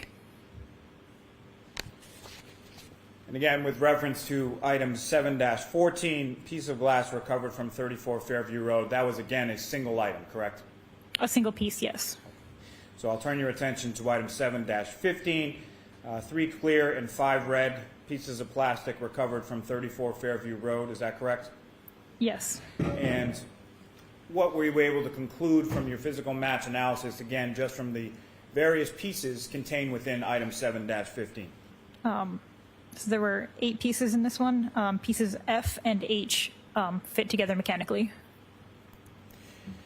Turning your attention to, lastly for this purpose, item 7-16, a piece of plastic, red and clear, recovered from 34 Fairview Road. What were you able to conclude from your physical match analysis just contained within the pieces of that single item, 7-16?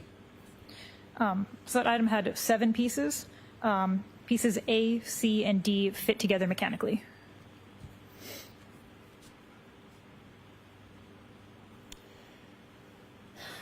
Now, Ms. Valier, once you had examined each of those pieces individually, what did you do next in your analysis? Next, I compared all of the inter-questioned, these items 7-5 to 7-16. I compared them to see if there was a mechanical fit amongst those, between those items. Mr. Lally, is this a good place for our break? That's perfect. Yes, Your Honor. All right, jurors, we'll take our morning break. We'll see you back here in about 15, 20 minutes. Ms. Fuller, you can walk out right with the jurors. Just rise for the jury. And can I see counsel for a minute, please?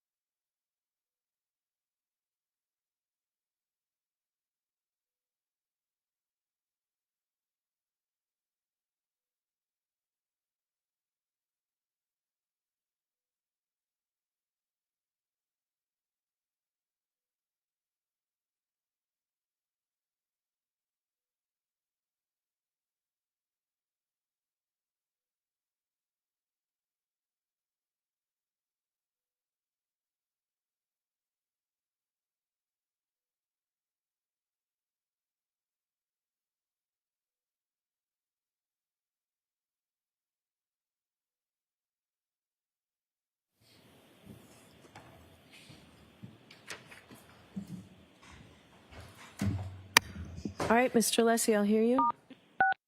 You are unmuted.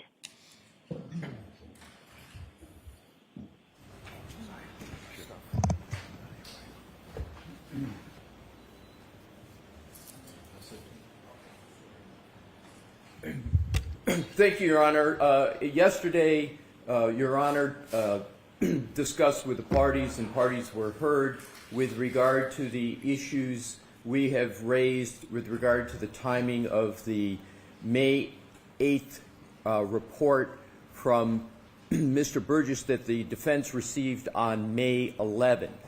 And what I wanted to do, Your Honor, is briefly provide the information Your Honor asked for yesterday, which was how much time we might need under various circumstances. Okay. And so I wanted to take a few moments to put that in context. It will only take me a brief amount of time to do so. So, Your Honor, there is a timing issue, but there's most importantly a substantive issue. I will not, of course, go into the detail of yesterday, but the timing really is informed by the substantive issue. And so, with regard to the matter, we went back and we looked at more deeply the effect of this timing and this movement of the what has been referred to as clock drift in Mr. Burgess's report that we got on May 11th. I spoke of the significance yesterday, and here's what I would like to add as is relevant to the time we're going to need. I again urge the court to reject it substantively, because what we did was we went and we looked at matters such as the cross-examination of a key witness in this case, Jennifer McCabe. She testified with regard to observing a vehicle at 12:45 a.m. And that's a significant point. I know I don't need to elucidate for Your Honor. All of this is going in significant part, if not total part, to what has been as alleged a collision here, which we vigorously contest. No collision ever occurred. But the timing of it, the timing of what's alleged by the Commonwealth is very important. The seconds are important. Literally 1 second can turn not only the Commonwealth's theory completely around in circles and debunk it, but also the jury's analysis of it. And this is the point I wanted to elucidate today, is that the jurors have been provided information, and the defense has aimed its defense on this claim based upon, in large part, timing. So now what we have is on May 11th, Mr. Burgess changing the timing. So what does it affect? Not only witnesses like Jennifer McCabe, who we crossed, we strategized with regard to, but also my decision to not even cross Trooper Garino, because Trooper Garino had testimony with regard to when Ms. Reed connected with the Wi-Fi at One Meadows, and there's a certain time associated with that. We have Mr. Whiffen, who went through, the Commonwealth went through a timeline, and we believe they went through a timeline for the theory that they had. And I cross-examined Mr. Whiffen extensively with regard to that timeline. There were several defense strategies, and effectuations of strategies based upon that timing. So, with regard to the substance, Your Honor, and there's more, but I think that's a fair representation. It innervates our entire defense. The question now of Your Honor of how much time it will take the defense to react to Mr. Burgess, I wanted to say it's not only a reaction, but it's a substantive defense analysis, and 3/4 of the effectuation of that has already occurred through our presentation in terms of cross-examination. So we would have to, and we're still evaluating that, revisit all of that. And secondly, we would have to put that into the calculation of all of our witnesses that we've already prepared that are based upon that timeline. So it is a very significant point, and to the extent that the Commonwealth tries to argue, well, You know, we never really committed that much to a certain time period.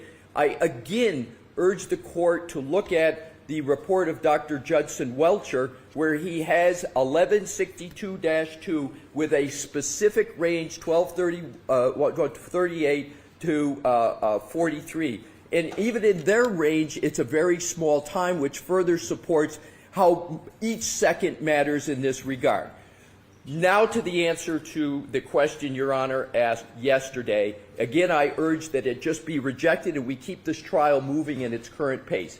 To the extent that that does not occur, and again, we urge that it be rejected, the report, because it's a Rule 14 violation, there is no remedy for the defense.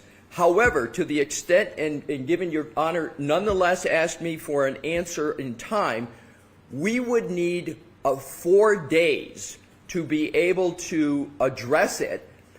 We will not ever be able to recover strategically or substantively from it, given all that's been presented to the jury, and it will be very difficult to figure out how we're going to go present a defense after we've already presented to the jury our defense and our cross-examination. It's not really structurally possible to simply take 4 days and address Mr. Burgess, because we can't go back to all the witnesses I just mentioned and others and start crossing them in eliciting testimony with this new time period in mind. But I wanted to answer the question, Your Honor, respectfully. It would be 4 days for us to even go from where we are now and then try to alter not only witnesses such as Arca, but DeSogra and Gaffney and other types of witnesses that we have in that regard. So, Your Honor, respectfully, that is my response. All right. Does the Commonwealth want to be heard? I do. Okay.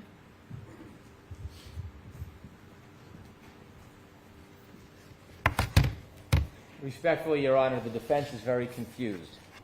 They attempt to confuse the issue. They attempt to confuse Your Honor about what the impact would be. This has never been a change. The government is not changing their timeline. The Commonwealth is not changing any information. The Commonwealth is not offering anything that affects in any way the testimony of witnesses. It's notable in the argument there is no relationship to the facts or the actual report that was provided. The Commonwealth has always provided the data, which they have, and they hadn't a chance to analyze. And the interpretation of the data has been different between the parties. We have been clear from the beginning at the time in which the infotainment system shows that there was a collision. We've been clear. And the data has been clear. That has never changed. That data in the telestream system is based on a clock in the Lexus, which both sides know full well is different than a clock in an iPhone. You can see all the productions of Dr. Welcher's PowerPoint presentation where it shows that time, 12:31:43, has never changed. Also, it has been clear that both sides appreciate that there is a variance between the clock in the Lexus, which leads to that system information, and a clock in an iPhone. In fact, the defense was so aware of it, they hired an expert, Mr. DeSorga, who gave his opinions about that variance. We have never suggested there was not a variance in this case. In fact, we have highlighted the variance. When their expert, Mr. DeSorga, provided a report, we believed that his analysis was wrong. And so we looked at the variance and the data that was available from the telestream system and John O'Keefe's Waze data that was on his phone that was always available to all of the experts in both sides.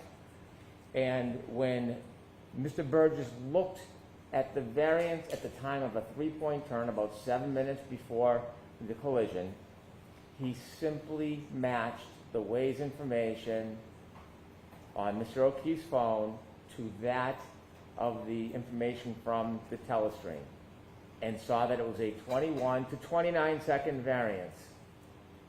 all that data was available to the defense because their expert made an improper conclusion is not our fault. This does not change the testimony of anybody. They point to Jen McCabe's text message where she said she thought she saw a motor vehicle out front that evening at 12:45. That is not consistent with the Commonwealth's timeline, but that doesn't change. That favors the defense. It does not change anything to do with ARCA. ARCA has not, as far as I've seen in any reports, ever talked about the variance, just Mr. DeSorda. And so because this is inconvenient for the defense, and because it further focuses the variance that we already discussed and provided, isn't a reason to exclude it. It's not late discovery. It's not a Rule 14 violation. It is further analysis of information that was already provided, opinions that were already provided, and it is in response to their expert's mistake about that variance. There's nothing new here. Nothing has changed. Go right ahead, Mr. Leslie. The only question I had for you yesterday, for you to respond to today, was the time, so I gave you more leeway. And So you're giving me more leeway, and I appreciate it. go right ahead. So, two items, Your Honor. As I alluded to yesterday, and it's been a point that Mr. Brennan just made, we believe strongly, Your Honor, that at a minimum there needs to be a voir dire of Mr. Burgess. And we believe strongly there needs to be a voir dire because we have a serious concern that the sequestration order has been violated. He has changed a very key aspect of this matter after the testimony of Mr. Whiffen, after Mr. Whiffen presenting a timeline. In his report, Mr. Burgess, his new purported report of May 8th, he references to align it with Mr. O'Keefe's cell phone. That is the essence of Mr. Whiffen's report, is anchoring in his timeline. He did a whole timeline on Mr. O'Keefe's report. And conveniently, the proposed alteration by Mr. Burgess in his report of this clock drift now makes it very, very close to fitting within Mr. Whiffen's timeline and the theory of the prosecution. At a minimum, we need a voir dire to ask Mr. Burgess, why did he do what he did? Another reason for the voir dire. Mr. Brennan yesterday said, we were surprised to get the report. That further makes great concern as to why Mr. Burgess did what he did. Lastly, Your Honor, with regard to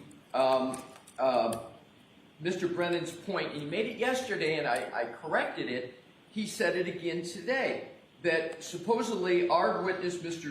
DeSogra, made an error and that we're trying to correct an error of Mr. DeSogra. That is incorrect, Your Honor. Again, Mr. DeSogra was responding to Mr. Burgess's report. Mr. DeSogra's report is entirely saying, okay, Mr. Burgess says this, and therefore the defense says this. Now Mr. Burgess is changing what he is saying. So it is completely incorrect to say that Mr. DeSogra is trying to correct an error. That would require, again, Mr. DeSogra to change what he has done. Final point is this. There was also an issue, Your Honor, and this is extremely important with regard to burden shifting. There's not only the question of should this be allowed at all, there's not only the question of how much time the defense will need, but there's a third and important issue, and that's burden shifting. What Mr. Brennan proposed yesterday was a very irregular process where essentially the Commonwealth gets 3 bites at the apple for a problem that they caused. The problem we're talking about is Mr. Burgess changing a significant part of a timeline. Yes, there was a variance that he had, but he picked a range of the variance. He's now changing the variance. So what the Commonwealth is proposing is that our witnesses go forward, the aperture gets to wait, they come on, and then they get to come, the aperture gets to come on yet again. We would urge I did not understand the Commonwealth asking me that. Are you asking me to do that, Mr. Brennan? I appreciate the clarification. I'm not sure what he's saying, so. It sounds like DeBroja or whatever. His name is DeSogra, yes. DeSoder, you're suggesting that the Commonwealth suggested yesterday that he testifies first and then the aperture witnesses? What I understood was going to happen is Mr. Brennan said yesterday that he that Dr. Welcher cannot come in until after. No, I didn't understand that. I understood Dr. Welcher, Shannon Burgess, and then Dr. Welcher for everything that you folks received prior, January 31st or whatever the date was. And then potentially for all the new ARCA information that came in May 7th, that portion, Dr. Welcher returning on rebuttal for. Not that they were holding back Dr. Welcher completely. Is that correct, Mr. Brennan? That's the conversation I had. That conversation I wasn't part of. Yeah, I think you misunderstood that, Mr. Alessi. So just so I'm clear, what is it that the rebuttal? Mr. Brennan, all right, this is separate, and I'd really like to give everybody a break here. What is it the Commonwealth is asking to do regarding that? Regarding Mr. Burgess or Mr. Welcher? Dr. Welcher. Dr. Welcher should come in and testify to his PowerPoint, all of his opinions, which address all of the prior representations and opinions of ARCA, although we still don't have any raw information, but we're ready to move forward. Regarding any new opinions, which there is over a dozen new opinions that includes testing, video, experiments, Dr. Welcher should have enough time to review, conduct his own testing, turn it over, and then in rebuttal address limited to the new issues raised by ARCA. That's how I understood it, Mr. Alessi. And that's how I did also, but the question is now with the Burgess changing of the clock drift, how many times is the Commonwealth proposing that Dr. Welcher gets to come in and talk about that? Is he just going to come in and talk about it? So you talk with Mr. Brennan about that. All right, so I'm all set for this. There are no changes. There is no changes in the timeline. He keeps trying to portray this as something has changed. Nothing has changed. It's the exact same. He's always said there's a variance. He's been looking into the variance for a long time, and now he has found a method to show the exact variance. It's not changing. There's nothing in the reports that changes as far as the timeline. That's just an attempt to cause fear. There's nothing that has changed. We can look at the reports. It's all the same, always has been, other than now he's identified the mistake of their expert, and that led him to be able to identify the variance, which is helpful and new. And the suggestion that there's been some violation of an order, no good faith basis whatsoever. None. Does the Commonwealth oppose a voir dire just on that one issue? Yes, because it's suggesting that there's a good faith basis for it. Nothing has.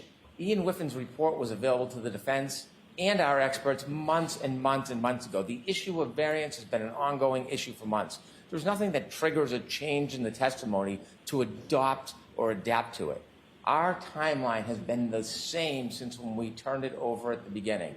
They cannot point to one thing that has changed between Dr. Welcher, Ian Whiffin, Jessica Hyde, or Shannon Burgess. They are just saying things without a good faith basis. In the reports, show us where something has changed. Your Honor, to inform you, Your Honor, we would like to print the page in the clock adjustment because what Mr. Brennan says is yes, correct. and I'm happy to any information. Thank you. All right. Change. 20 minutes. No. Thank you. All rise for the court, please.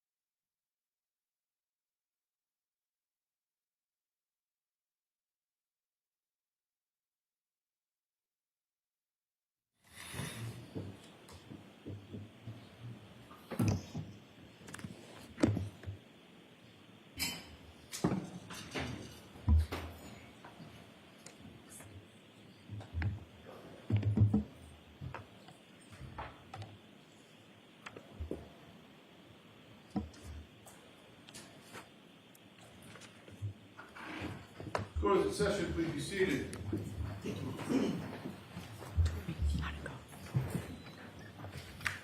Thanks, Chrissy.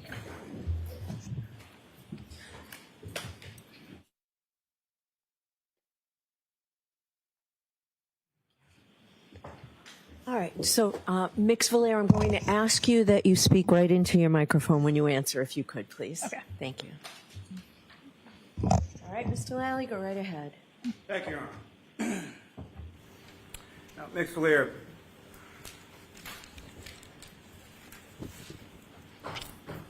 we talked about sort of the physical match or mechanical fit analysis that you did with regard to each of the items individually, correct? Yes. And can you explain for the jury the process that you undertook in your physical match analysis between different item numbers? So between different items, amongst the questioned ones, I only compared the pieces that were large enough to have a label on them. Some pieces were quite small. I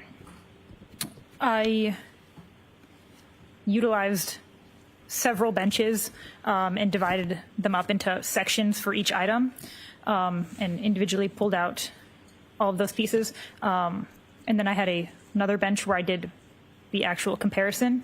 I started with all the pieces of the same color and looked to see if any of those had potential edges that could match. Now, with respect to items 715 and 716, did you do a physical match analysis between those two separate items? May I look at my notes? Yes. Okay.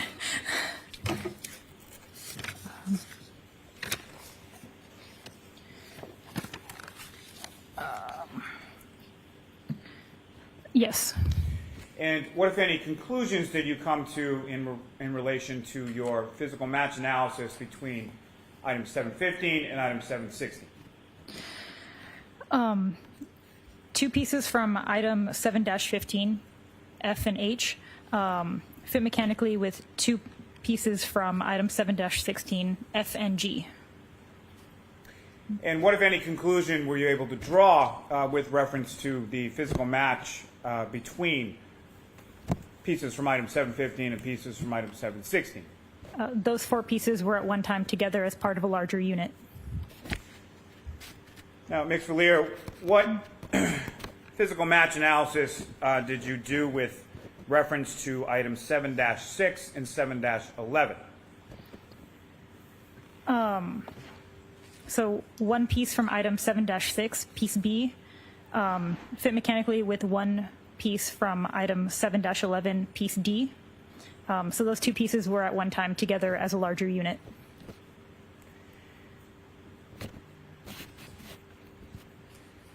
And Ms. Valera, with reference to items 7-8, 7-9, and 7-16, what, if any, conclusions were you able to draw from any physical match analysis you did between pieces from those three items? So two pieces from item 7-8,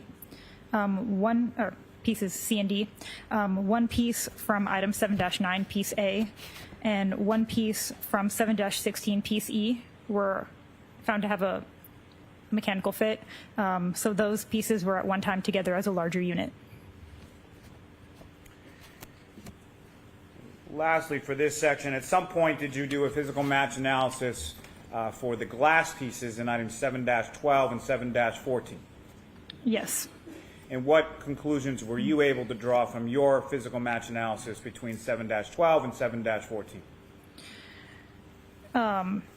There was no physical match between the glass pieces from, or parent glass pieces from 7-12 and the glass piece from item 7-14. Now, Ms. Valera, are you aware that there was an additional analysis that was done with respect to glass pieces and other glass pieces that you didn't examine in your analysis at your lab? I know that there was other trace work done. I'm not sure exactly what the work was. Okay. And do you know who performed that additional trace work? Christina Hanley. And who is she to you as far as in reference to your work at the lab? She's my supervisor. Now, with regard to each of these items individually, they came as labeled in individual bags, as we demonstrated on the screen, correct? Yes. Okay. And with respect to those bags, did you note any particular date associated on the front of those bags? That's documented in my photos. And all I'm asking here is that with respect to each of those bags of items, whether they be 3-1, 7-4, 7-5 or 6 or 8, many of those bags had different dates on them, correct? Yes. Okay. And when you received those items in that bag, you essentially removed the items from those individual bags, placed them on the table, and examined them, correct?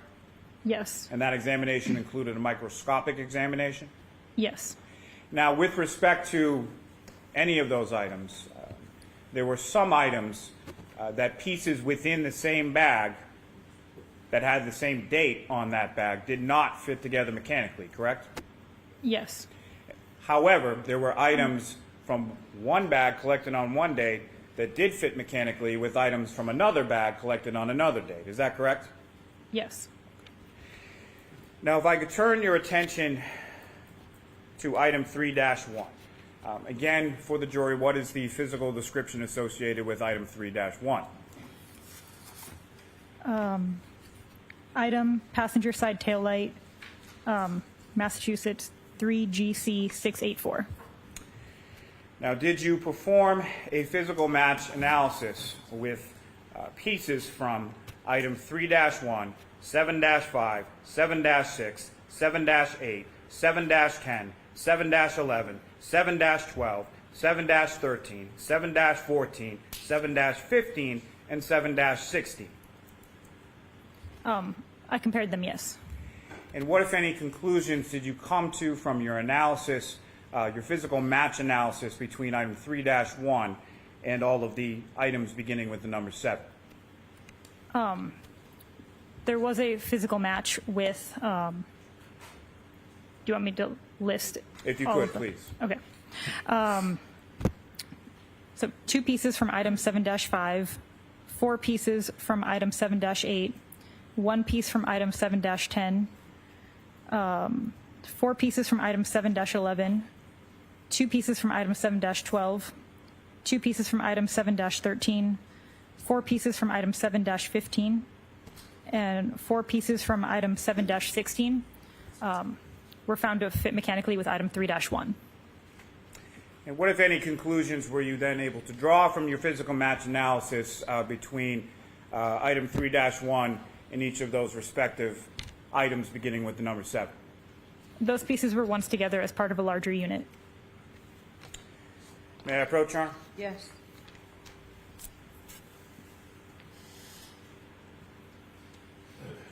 Mayor, I'm showing you 3 additional photographs. Do you recognize what's depicted in those? I do. And what do you recognize those to? This is a comparison between item 3-1 and those pieces from all of the other pieces. Your Honor, call out the seek to introduce and admit as the next exhibit A, B, and C. Is there any objections to any? No objection, Your Honor. Thank you. It's 182, A, and C.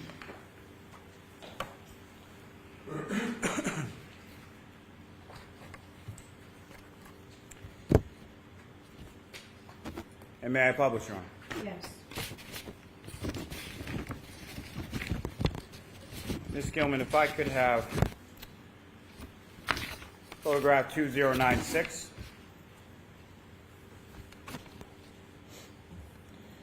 And Ms. Gilman, yes, if you could even zoom in just a little bit more on the item itself. Ms. Valier, what are we looking at in this photograph? So those pieces that I labeled from item 7 all of those, they all fit together mechanically into this piece. And as far as earlier you were testifying as far as the label maker and the different various pieces that you would label throughout the process of your physical match analysis, do you see these in this photograph as well? I do.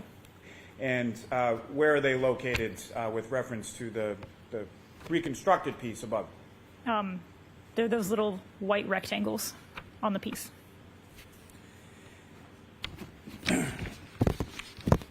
So what's depicted here is the mechanical fit between items 7-5, 7-6, 7-8, 7-10, 7-11, 7-12, 7-13, 7-14, 7-15, and 7-16, correct? Not items 7-8 and 7-14, but the other ones, yes. And why not those two? They didn't fit mechanically with the other pieces. Ms. Gilman, if I could have 2150. And again, if you could just zoom in a little.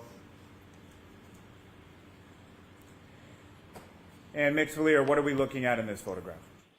So on the right side was that piece that was just shown, and on the left side is item 3-1. And lastly, Ms. Gilman, if we could have 2151. Again, if you could zoom in on that item just a little. And Mix Valier, what are we looking at in this photograph? So that's that right piece on top of the tail light from the previous photo.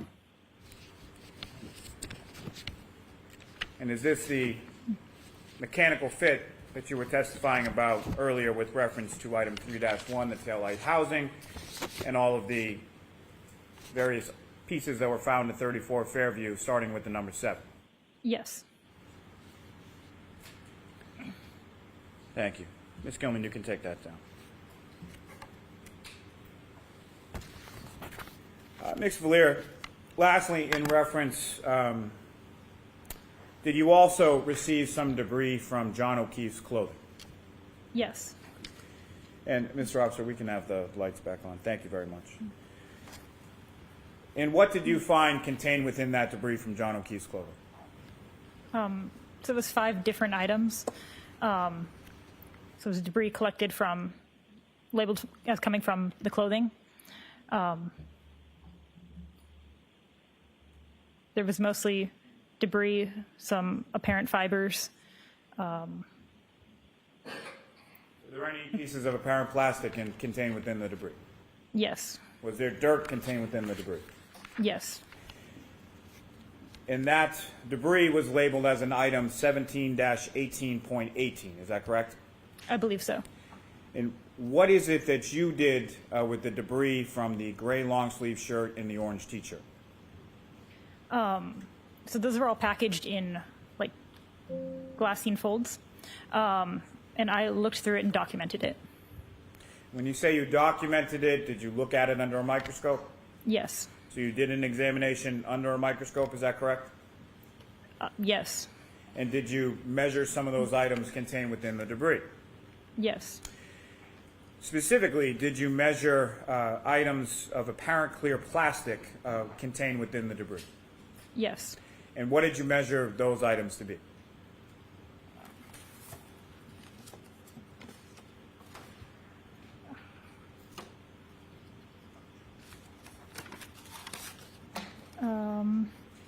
The piece of clear apparent plastic was approximately 1/8 inch by 1/16 inch.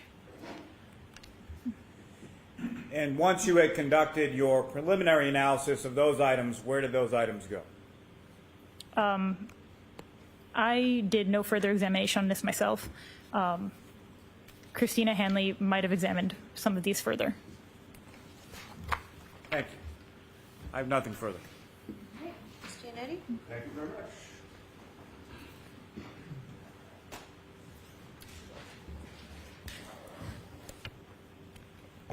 Good afternoon. Good afternoon. I'd like to first talk fairly briefly about your reconstruction of the taillight to which you've testified. At the outset, by the way, that was item 7-3.1, am I correct? Sorry, for which one? That's the taillight, this 7-3.1, am I correct? 3-1, I believe. 7-3-1? The taillight is item 3-1. Oh, 3-1. I'm so sorry. Okay. With regard to that particular item, your lab has different departments, correct? Criminalists who do different things, correct? Yes. You are aware that there are scientists within your lab who do DNA analysis, for instance, correct? Yeah. Yes. And with regard to the order of processing items, is the DNA analysis done before or after you get the item? It's usually before. Okay. In this case, it was before. Am I correct? I believe so. Were you made aware that there were 3 contributors of DNA to that taillight, 3-1? I'll allow it. When you were made aware of that. No. Once you reconstructed the taillight, you'll agree with me that it was missing a piece, correct? Or pieces? There was an empty spot on the overall reconstruction, yes. Were you ever provided with any pieces of taillight that would have filled in that missing spot? No. Were you ever provided or told about any pieces recovered from 1 Meadows Ave in Canton? No. Were you ever told about a collision at 1 Meadows Ave in Canton? Sustained. In any case, you'll agree with me there was no glass in that taillight at all, correct? Within the taillight, I classified them as apparent plastic pieces. There's no glass as part of the taillight, correct? I mean, it depends on what you call, like, the bulbs usually have glass as far as I'm aware. Those are very, very thin glass, though, correct? Those bulbs? Yes. All right. Now, your lab received clothing in connection with this case. You've testified to that, correct? I received the debris labeled as coming from the clothing. I never saw the clothing at all. Right, but you're aware that your lab received clothing before the debris got to you, correct? Yes. And your understanding was that that was John O'Keefe's clothing in which he was found on January 29th of 2022, correct? It's labeled as coming from him. I'm not sure of the date that it was found. Okay. You understand the procedure that goes on at your lab when it receives evidence? Yes. And you know that once clothing is brought to your lab, it's given evidence numbers, correct? Yes. And then one of your colleagues at the lab handled the clothing and or examined it, correct, before it came to you? Yes. And your understanding is that one of your colleagues retrieved debris from those items of clothing and then packaged it in a fold before it got to you, correct? Yes. You then open up the fold and you look at the debris, correct? Yes. You never saw that debris inside the clothing, correct? Correct. And the pieces of clothing that come in are given evidence numbers when your lab receives them, correct? Yes. For instance, the orange T-shirt was given or was named item number 7-17, Yes.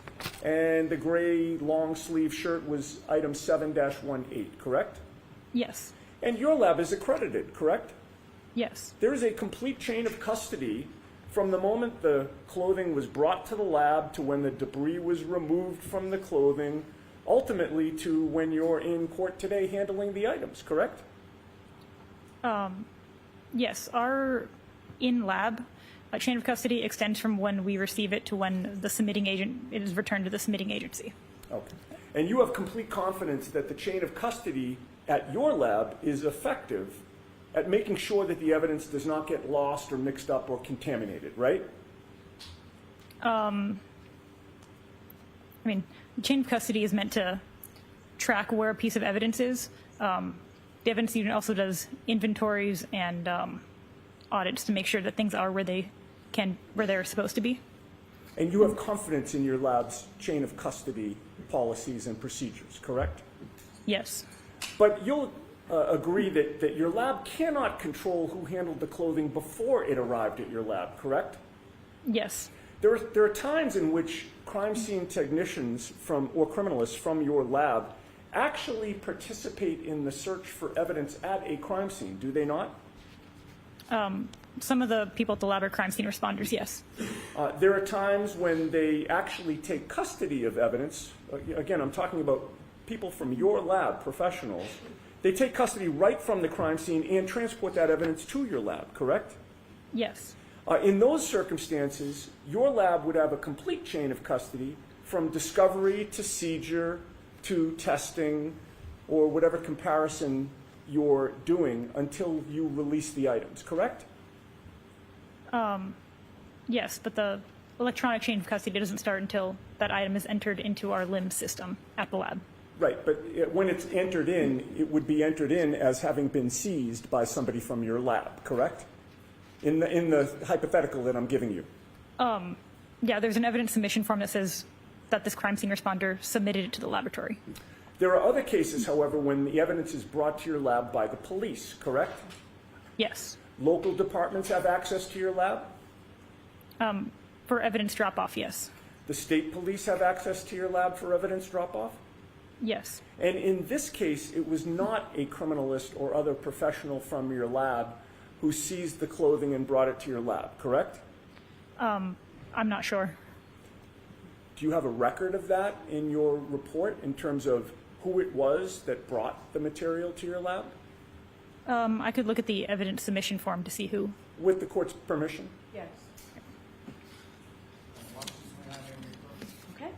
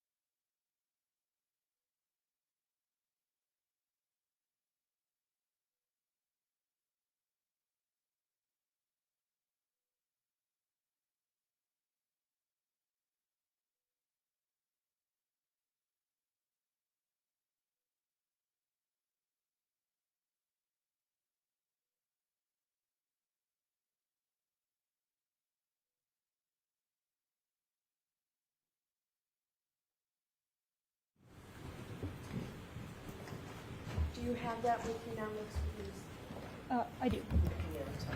All right, go ahead, Mr. Manning. Having reviewed your reports, can you testify to the jury about who it was that brought this evidence into the lab? So you can tell us. Okay. So submission 7, all the items that are 7- was submitted by Trooper Michael Proctor. Were you aware of the date of the incident that gave rise to this case? Yes. And what was that date? January 29th, 2022.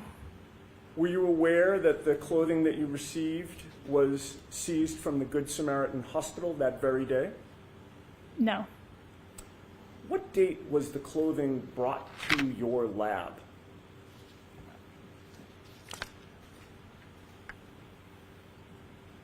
March 14th, 2022. So that means that your chain of custody at the lab began on March 14th of 2022, correct? Yes. And would you agree with me that was about 6 weeks after the date of the incident, January 29th of 2022? Yes. And of course, you can't speak to the chain of custody from January 29th to March 14th of 2022, correct? Correct. And you have no information and do not know why Michael Proctor waited 6 weeks to bring this clothing to your lab, do you? Sustained. Do you know where Michael Proctor stored this clothing during that 6-week period? No. Do you know how often he was alone with access to the clothing during that 6-week period? Sustained. Do you know if he had access to pieces of red or clear taillight during that 6-week period? Objection, strike out. Sustained. Move on, Mr. Manning.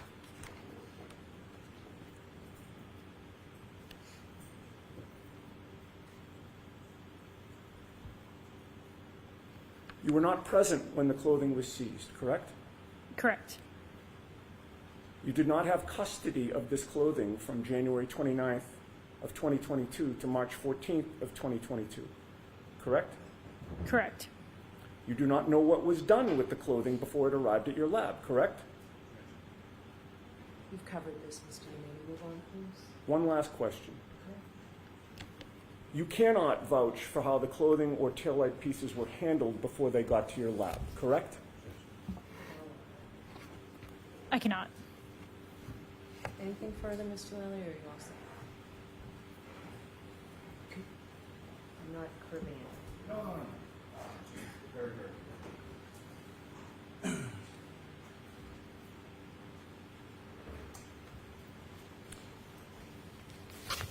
Mr. Lear, there is a separate evidence unit contained within the Massachusetts State Police Crime Laboratory, correct?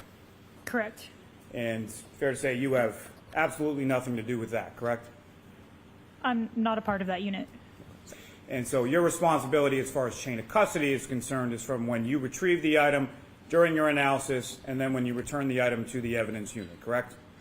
Correct. And from that analysis that you performed, you found that there were 10 different items, starting with the number 7, that were a mechanical fit to 3-1, the taillight housing from the defendant's vehicle, correct? If it's 10 items, I don't have. I can count them. Okay. As far as all those items beginning with 7 that you went through or elucidated on your direct examination, each of those were a mechanical fit to each other and then to the taillight housing in 3-1. The pieces that were previously stated, yes. Nothing further. All right, Mr. Leash, you are all set.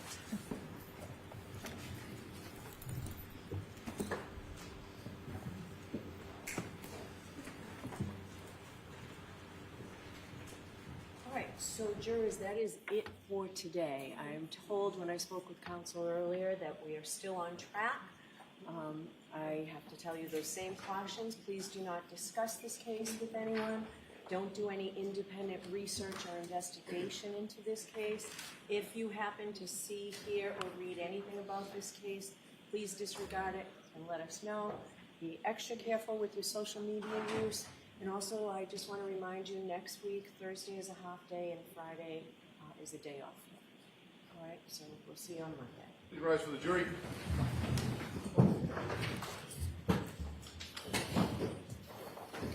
Yeah.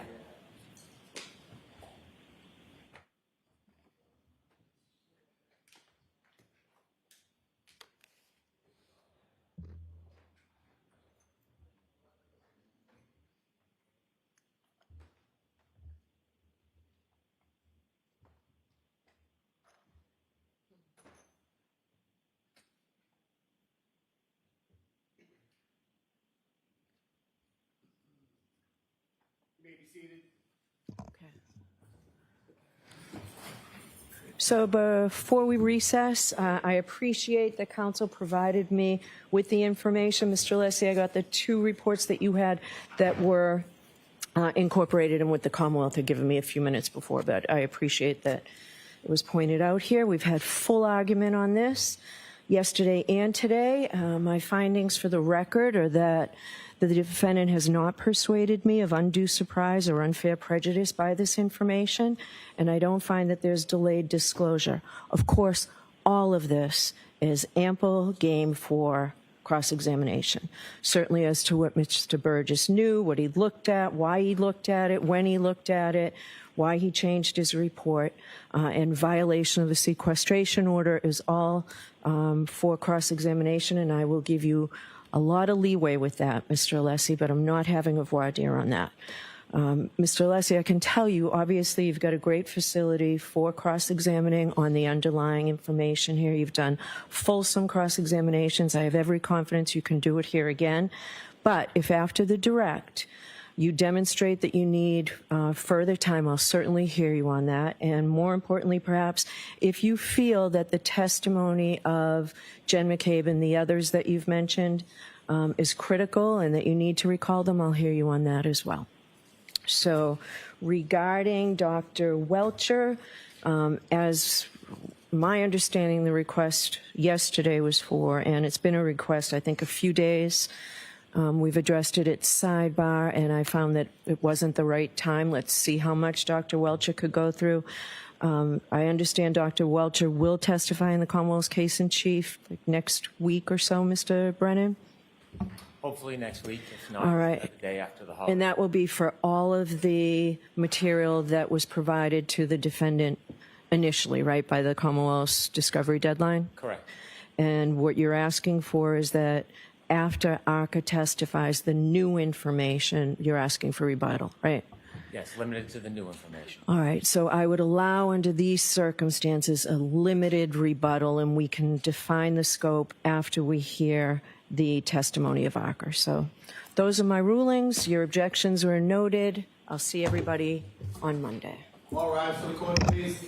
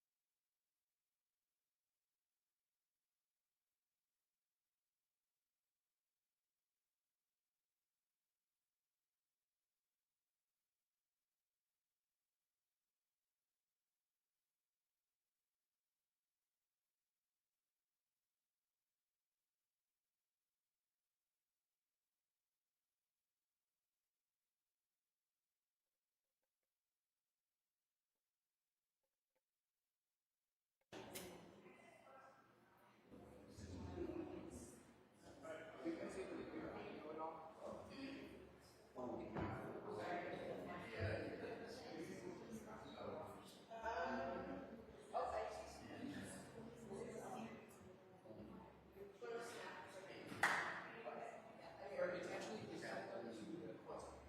was that? It's hooked up to the court side. Okay, yeah, I heard when you, sweet, it wasn't very fuzzy or anything?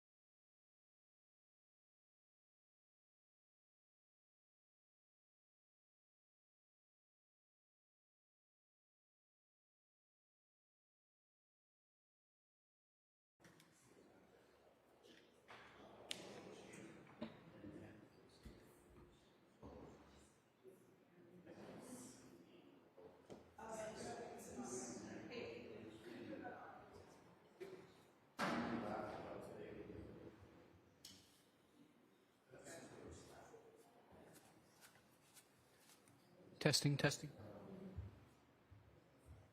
Testing, testing.